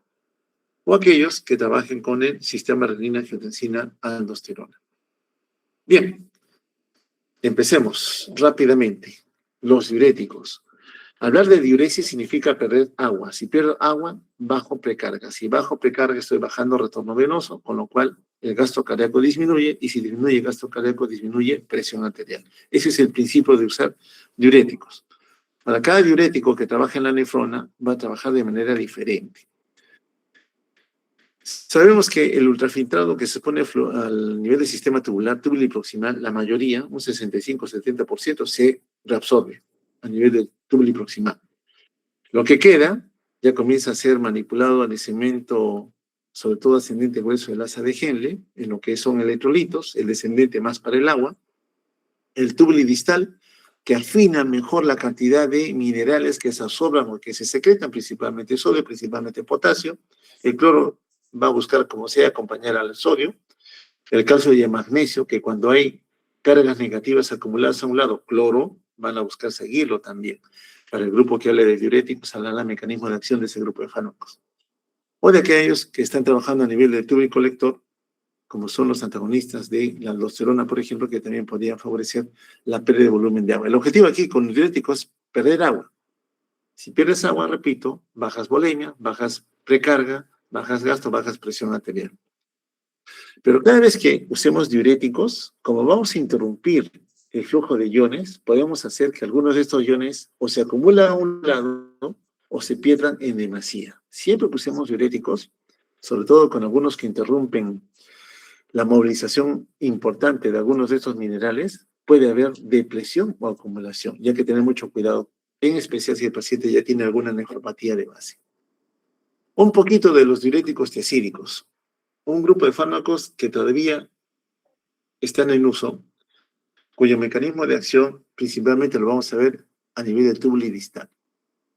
El sustrato aquí es bloquear la reabsorción de sodio. Es decir, el sodio que forma parte del ultrafiltrado, ya sé que el 65-70% se reabsorbió arriba, túbulo proximal, una buena parte en el segmento ascendente grueso del asa de Henle, y lo que me queda entre el túbulo distal. Bueno, allí, en la parte proximal del túbulo distal, hay una proteína de transporte para el sodio.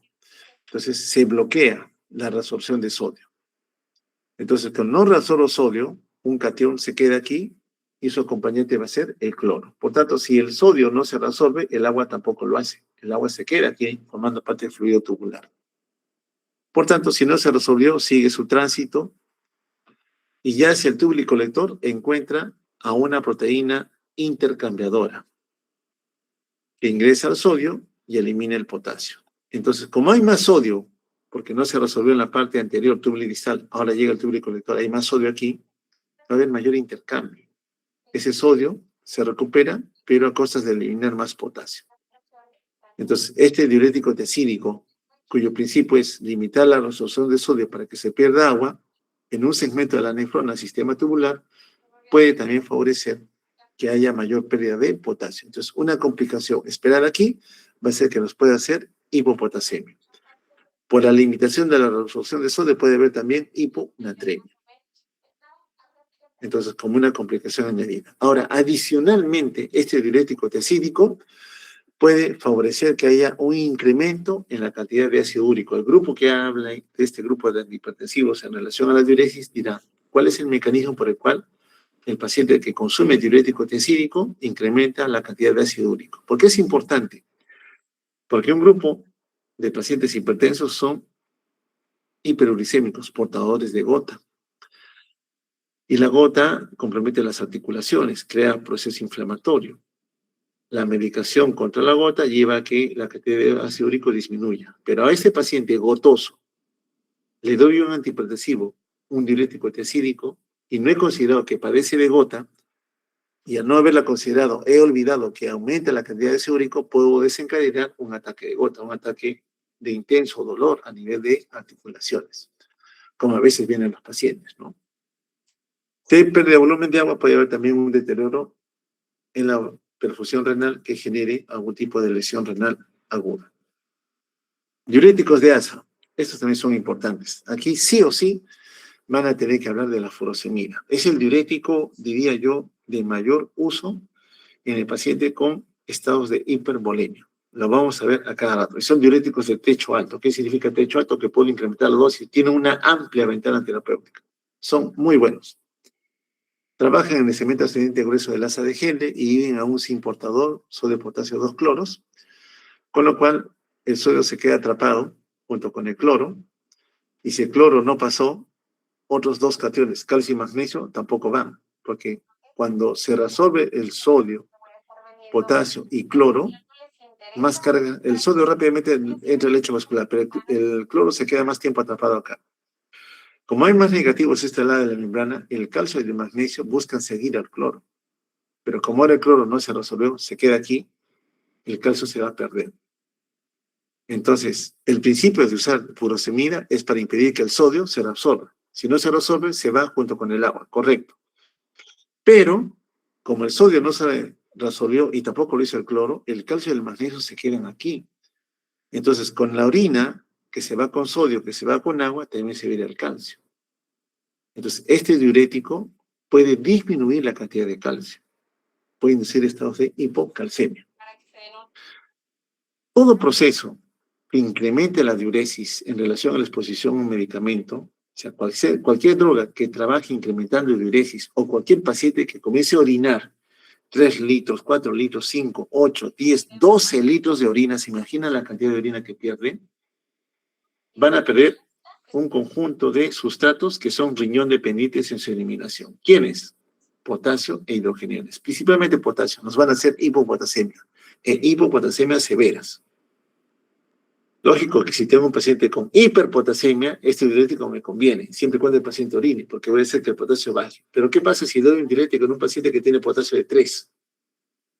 Por tratar de corregir un estado de hipervolemia. Es cierto, vas a eliminar el agua, pero vas a hacer que ese potasio baje a valores sumamente críticos. Entonces puede tornarse peligroso. Pero uno evalúa, ¿no?, al paciente en su contexto global. Si sé que ese es el impacto, ¿qué hago yo? Le mido cómo están sus electrolitos. ¿Están bien? ¿Están incrementados o están disminuidos? Si están incrementados y el paciente orina, no te preocupes, dale el diurético. Pero igual, si sabes que aumenta la diuresis, sabes que ese potasio va a comenzar a caer, tienes que pedirle un control de electrolitos luego al paciente. O sea, el que sepas qué es lo que hace el diurético te va a implicar qué es lo que tienes que hacer como seguimiento en el paciente. Antagonistas de aldosterona, bueno, trabajan bloqueando a la aldosterona, que es la que promueve que haya mayor transporte de sodio en el tubo colector, y como no va a haber ese transportador, porque le estoy bloqueando a la aldosterona, el sodio no se reabsorbe, si no se reabsorbe se va junto con el agua, y si hay más diuresis, el potasio también lo va a hacer, con lo cual también se puede producir hipopotasio. No, perdón, aclarando. Este bloqueador de aldosterona, recetemos, me adelanté mucho. Evita que haya proteínas de transporte para que el sodio se pueda reabsorber. Si no hay proteína de transporte, o sea, la aldosterona lo que hace es implanta en la superficie luminal que haya mayor transportador para el sodio. Como ahora está bloqueada la aldosterona, ya no hay ese transportador. No hay quien reabsorba al sodio.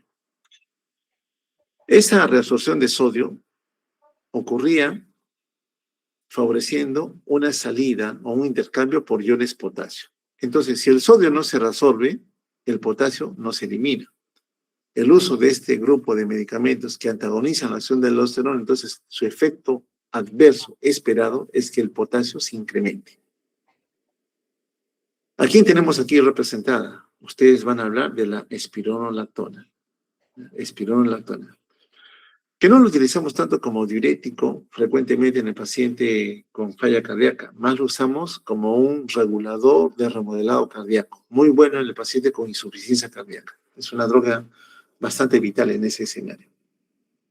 Vamos sobre el simpático ya, para avanzar rápidamente. Hemos dicho, desde el nacimiento de la señal, sistema nervioso, yo puedo usar metildopa-clonidina, a nivel ganglionar no me sirve, a nivel de los depósitos, reserpina, sí, pero ya ha sido dejada de lado porque hay mejores antihipertensivos. Beta bloqueadores, evidentemente que sí los usamos, beta bloqueador a nivel renal, beta bloqueador a nivel de músculo cardíaco, beta bloqueador a nivel del sistema eléctrico. Tenemos al propanolol, atenolol como ejemplos. Bloqueadores receptores alfa, principalmente al prazosin, ¿ya?, que me pueden ayudar a controlar mejor al paciente hipertenso. Entonces acá tenemos un paciente hipertenso, en donde yo sé que la fisiología nace desde el sistema nervioso central, drogas que pueden limitar la producción de catecolaminas, reserpina, la resorción de las mismas, con guanidina, que prácticamente no se usa, la limitación de la secreción, clonidina, metildopa, que son agonistas alfa-2, ya sabemos que los alfa-2 son presinápticos, que impiden o limitan la cantidad de norepinefrina que llega a tener contacto con la célula diana. Prazosin, que es un bloqueador alfa-1, bloqueador beta, tenemos al metoprolol, también que pueden ayudar a regular mejor la activación simpática. Entonces, cualquier escenario de limitación de la liberación simpática puede ayudar indirectamente a controlar la presión arterial. Avanzamos rápido aquí. Clonidina, si yo apago el estímulo de la señal que nace en el tronco, ya periféricamente ninguno hace caso, ¿no? Menos frecuencia cardíaca, menos frecuencia contráctil, menos vasoconstricción, la presión cae. Clonidina es muy buena droga, solo que tiene un efecto adverso. Como bloqueo la liberación de catecolaminas, a nivel periférico es el impacto, pero a nivel del sistema nervioso central, las catecolaminas me mantienen despierto, me mantienen activo. Y si yo estoy usando clonidina, ese paciente que recibe la clonidina va a estar algo somnoliento, no tan activo, porque no tiene la catecolamina a nivel central que haga que las vías neuronales se encuentren activas. Pero es una buena droga, definitivamente, muy buena. La iniciamos cuando el paciente no responde a aquellas drogas de primera línea, sobre todo pacientes con nefropatía, ¿no? Los bloqueadores del sistema simpático, tanto alfa como beta. Los alfa recuerda el lecho vascular periférico, los beta, sistema eléctrico, músculo cardíaco. El propranolol es netamente beta bloqueador. En relación al alfa bloqueo, tenemos hace un instante mencionado al prazosin, por ejemplo, pero que perdió impacto porque en ese grupo de pacientes se demostró que pacientes prostáticos que tenían dificultad para poder miccionar al usar este antihipertensivo eran prostáticos hipertensos. En otras palabras, mejoraban mucho esa retención de orina. Entonces la indicación más empujó a ya no usarlo como antihipertensivo, sino más como un relajante del músculo detrusor de la vejiga, ¿no? Principalmente. Hablemos un poquito de selectividad. Cuando uno bloquea receptores beta, uno puede dirigirse a bloquear beta 1, beta 2. El beta 3 ya sabemos que es tejido adiposo. Nos interesa el beta 1 y el beta 2. Beta 1 ¿dónde están? Corazón y riñones. Beta 2, todo lo que es músculo liso de las vísceras del tórax, vísceras del abdomen. Muy bien. Si somos selectivos, solo quiero beta 1, yo ya sé que me voy a meter con corazón y con riñón. Si me meto con corazón, evidentemente voy a bajar gasto cardíaco. Si me meto con riñón, inactivo el sistema renina, angiotensina, aldosterona. Si bloqueo angiotensina, menos resistencia, tengo menos resistencia, bajo presión.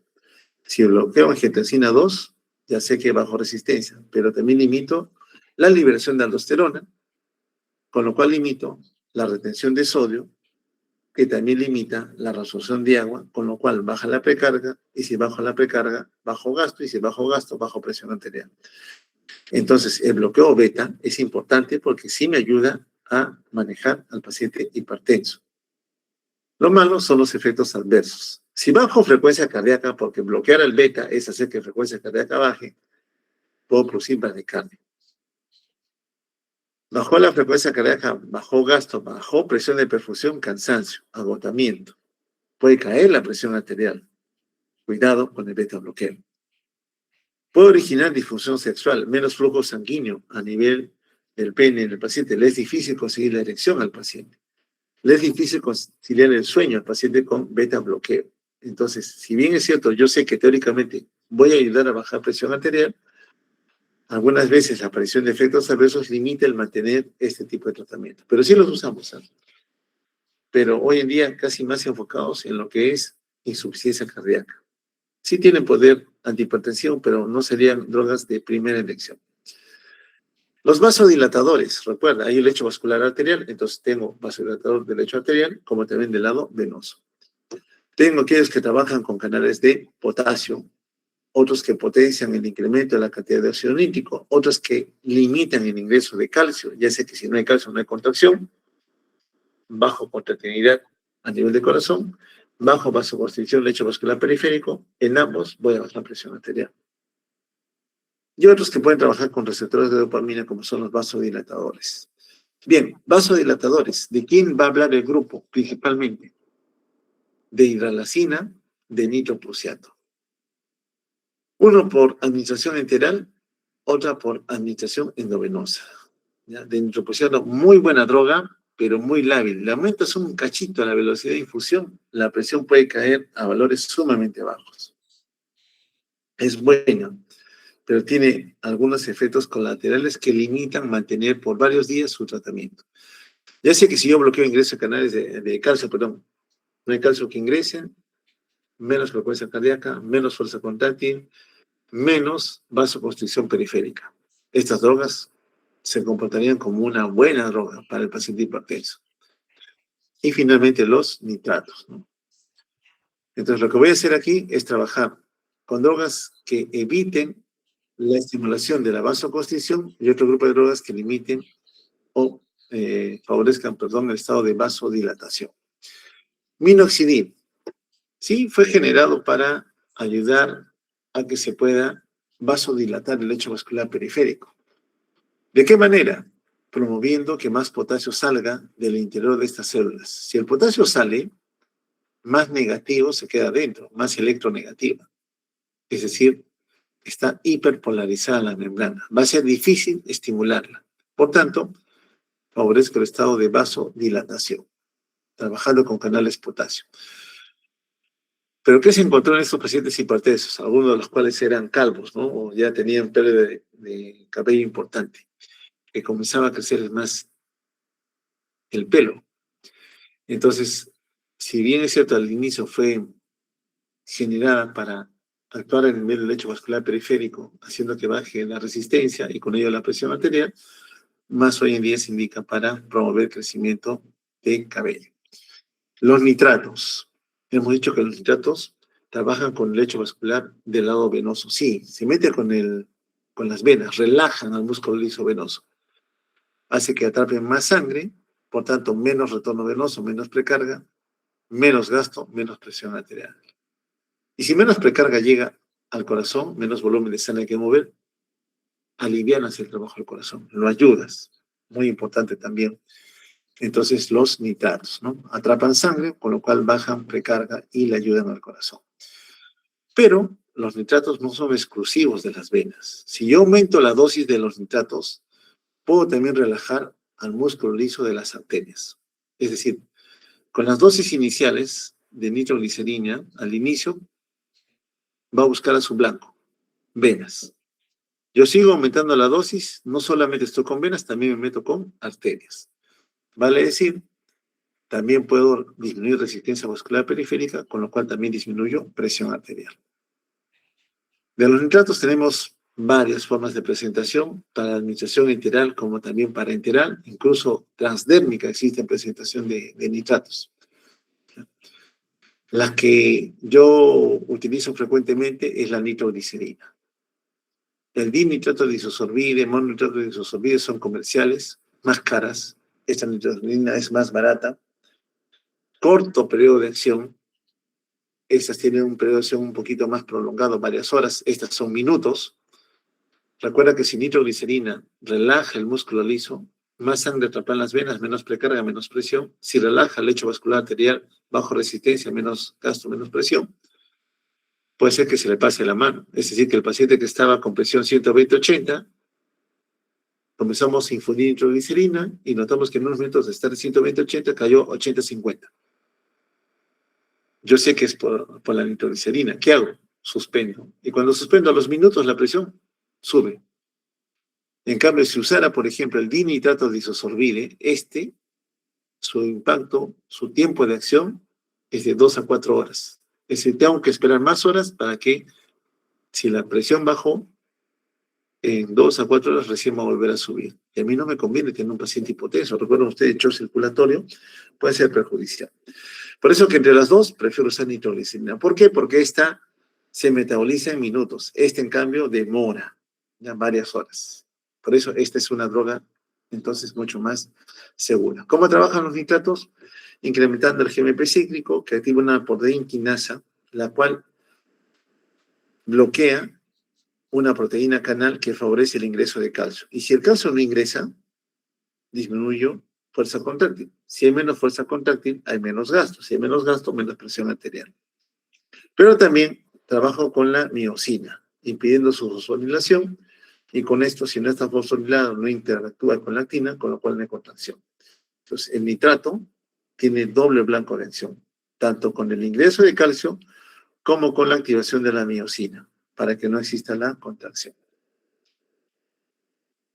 Eso en el escenario de los calcio antagonistas, trabajando con el nitrato. Ahora, nitroprusiato de sodio, es una buena droga, hemos dicho, sí, es muy buena, pero su efecto de acción se pierde por la aparición de un efecto colateral. El nitroprusiato de sodio también favorece que se incremente el óxido nítrico. Si hay más óxido nítrico, ¿qué pasa con el músculo liso? Se relaja, perfecto. Digo, es una droga buena, si es que ese va a ser lo que va a ocurrir. El inconveniente es que este nitroprusiato a nivel hepático se enfrenta a un metabolito que se produce ni bien el nitroprusiato está ingresando en la economía, el cianuro. El hígado se satura sus sistemas enzimáticos para intentar biotransformar el cianuro. Ya no puede hacerlo a la misma velocidad a la cual se va formando. Por lo tanto, este cianuro comienza a intoxicar al paciente. Causa desarreglos en el transporte de oxígeno a nivel periférico. Entonces se convierte en una toxina que perjudica la homeostasis. No me conviene. ¿En qué momento aparece esta complicación? Por lo general, a partir del segundo día de tratamiento. Entonces, cuando yo empiezo un nitroprusato que es muy buena, es muy potente, sí te va a bajar presión arterial. Eso no lo puedes hacer en cualquier sala, hay que hacerlo con un paciente que tenga monitoreo continuo de la presión arterial.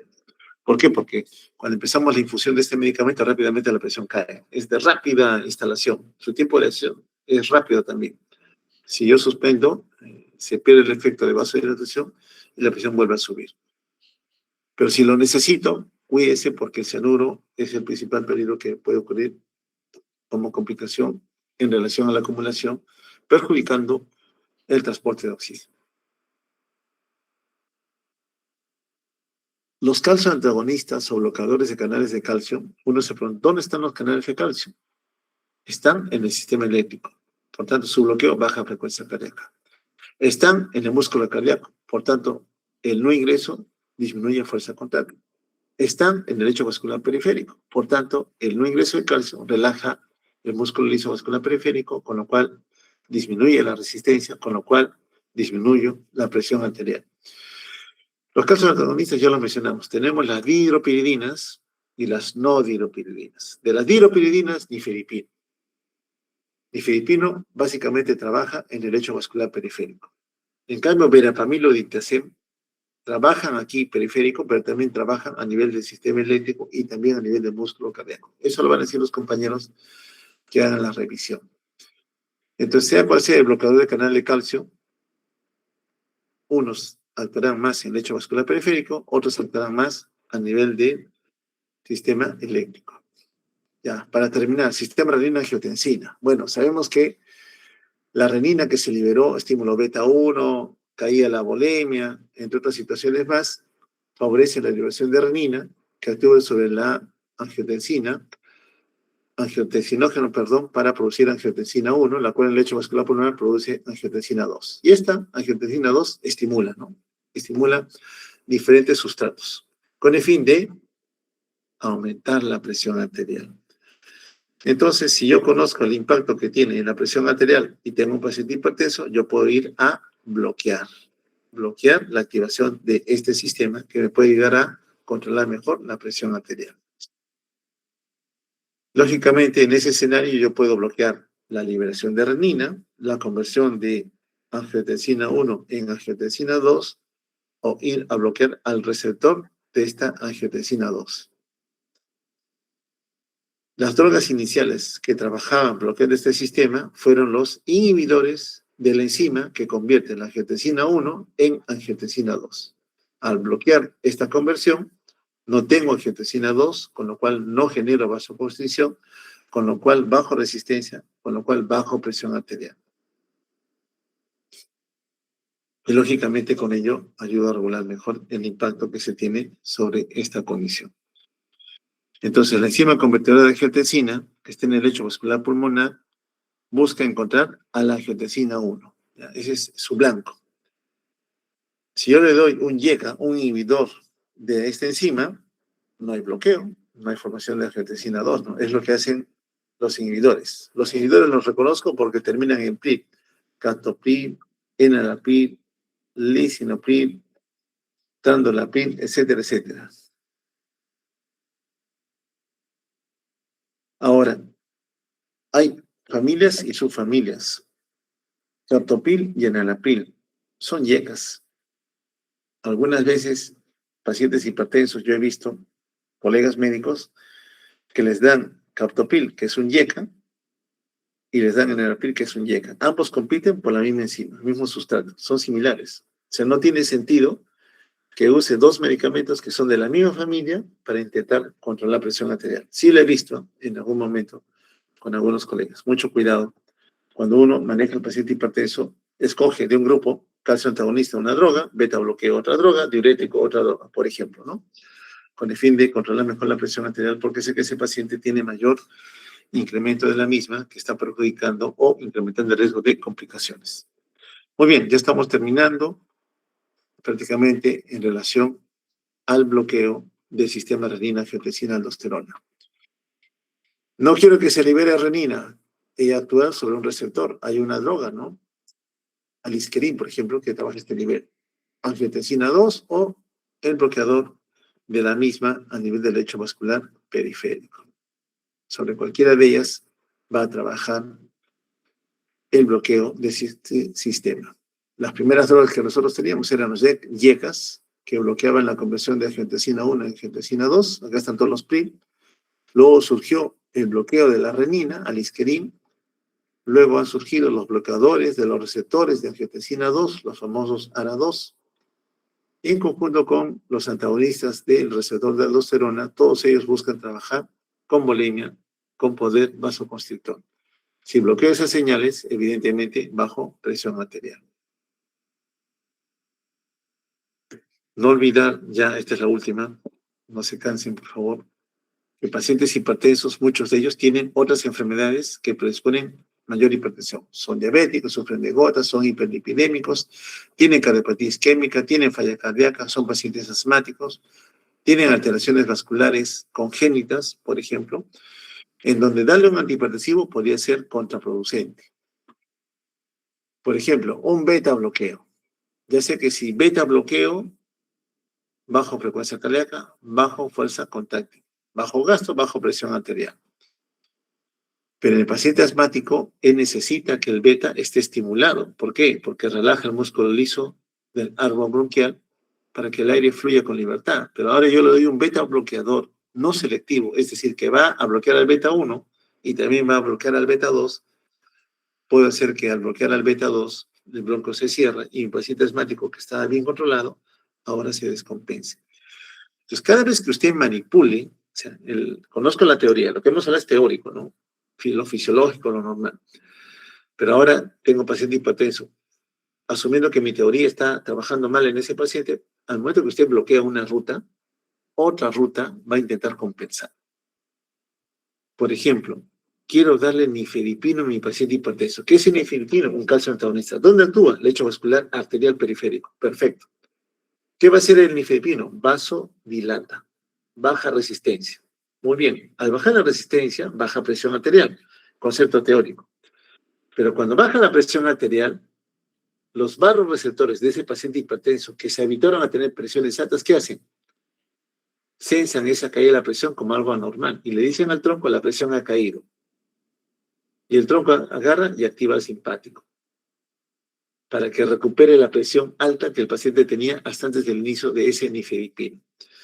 Entonces, el paciente hipertenso crónico se habitúa a tener presiones altas y cuando intentamos bajar la presión arterial, él va a buscar un mecanismo de escape intentando recuperar la presión alta que previamente al tratamiento tenía. Entonces, efecto de rebote. Tienen que conocerlo, de todas maneras. Muy bien, ya casi terminando para lo que es su examen. Están listos y tranquilos para que puedan ya estar preparados, en especial con fisiopatología, fármaco todavía falta para poder discutirlo. Muy bien, chicos. Preguntas, si tienen alguna, por favor. Ya, vamos tranquilos. El día de mañana nos encontramos a partir de las 3:30.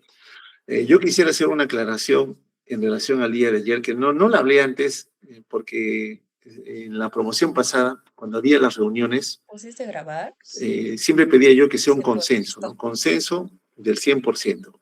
Un año, hace varios años, tenía una ahora colega muy buena, una colega médico que de estudiante era muy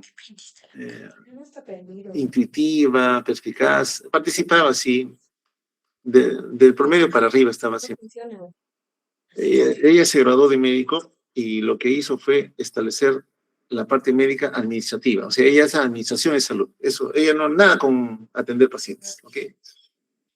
Pero ella tenía una religión que le limitaba a elaborar los días sábados.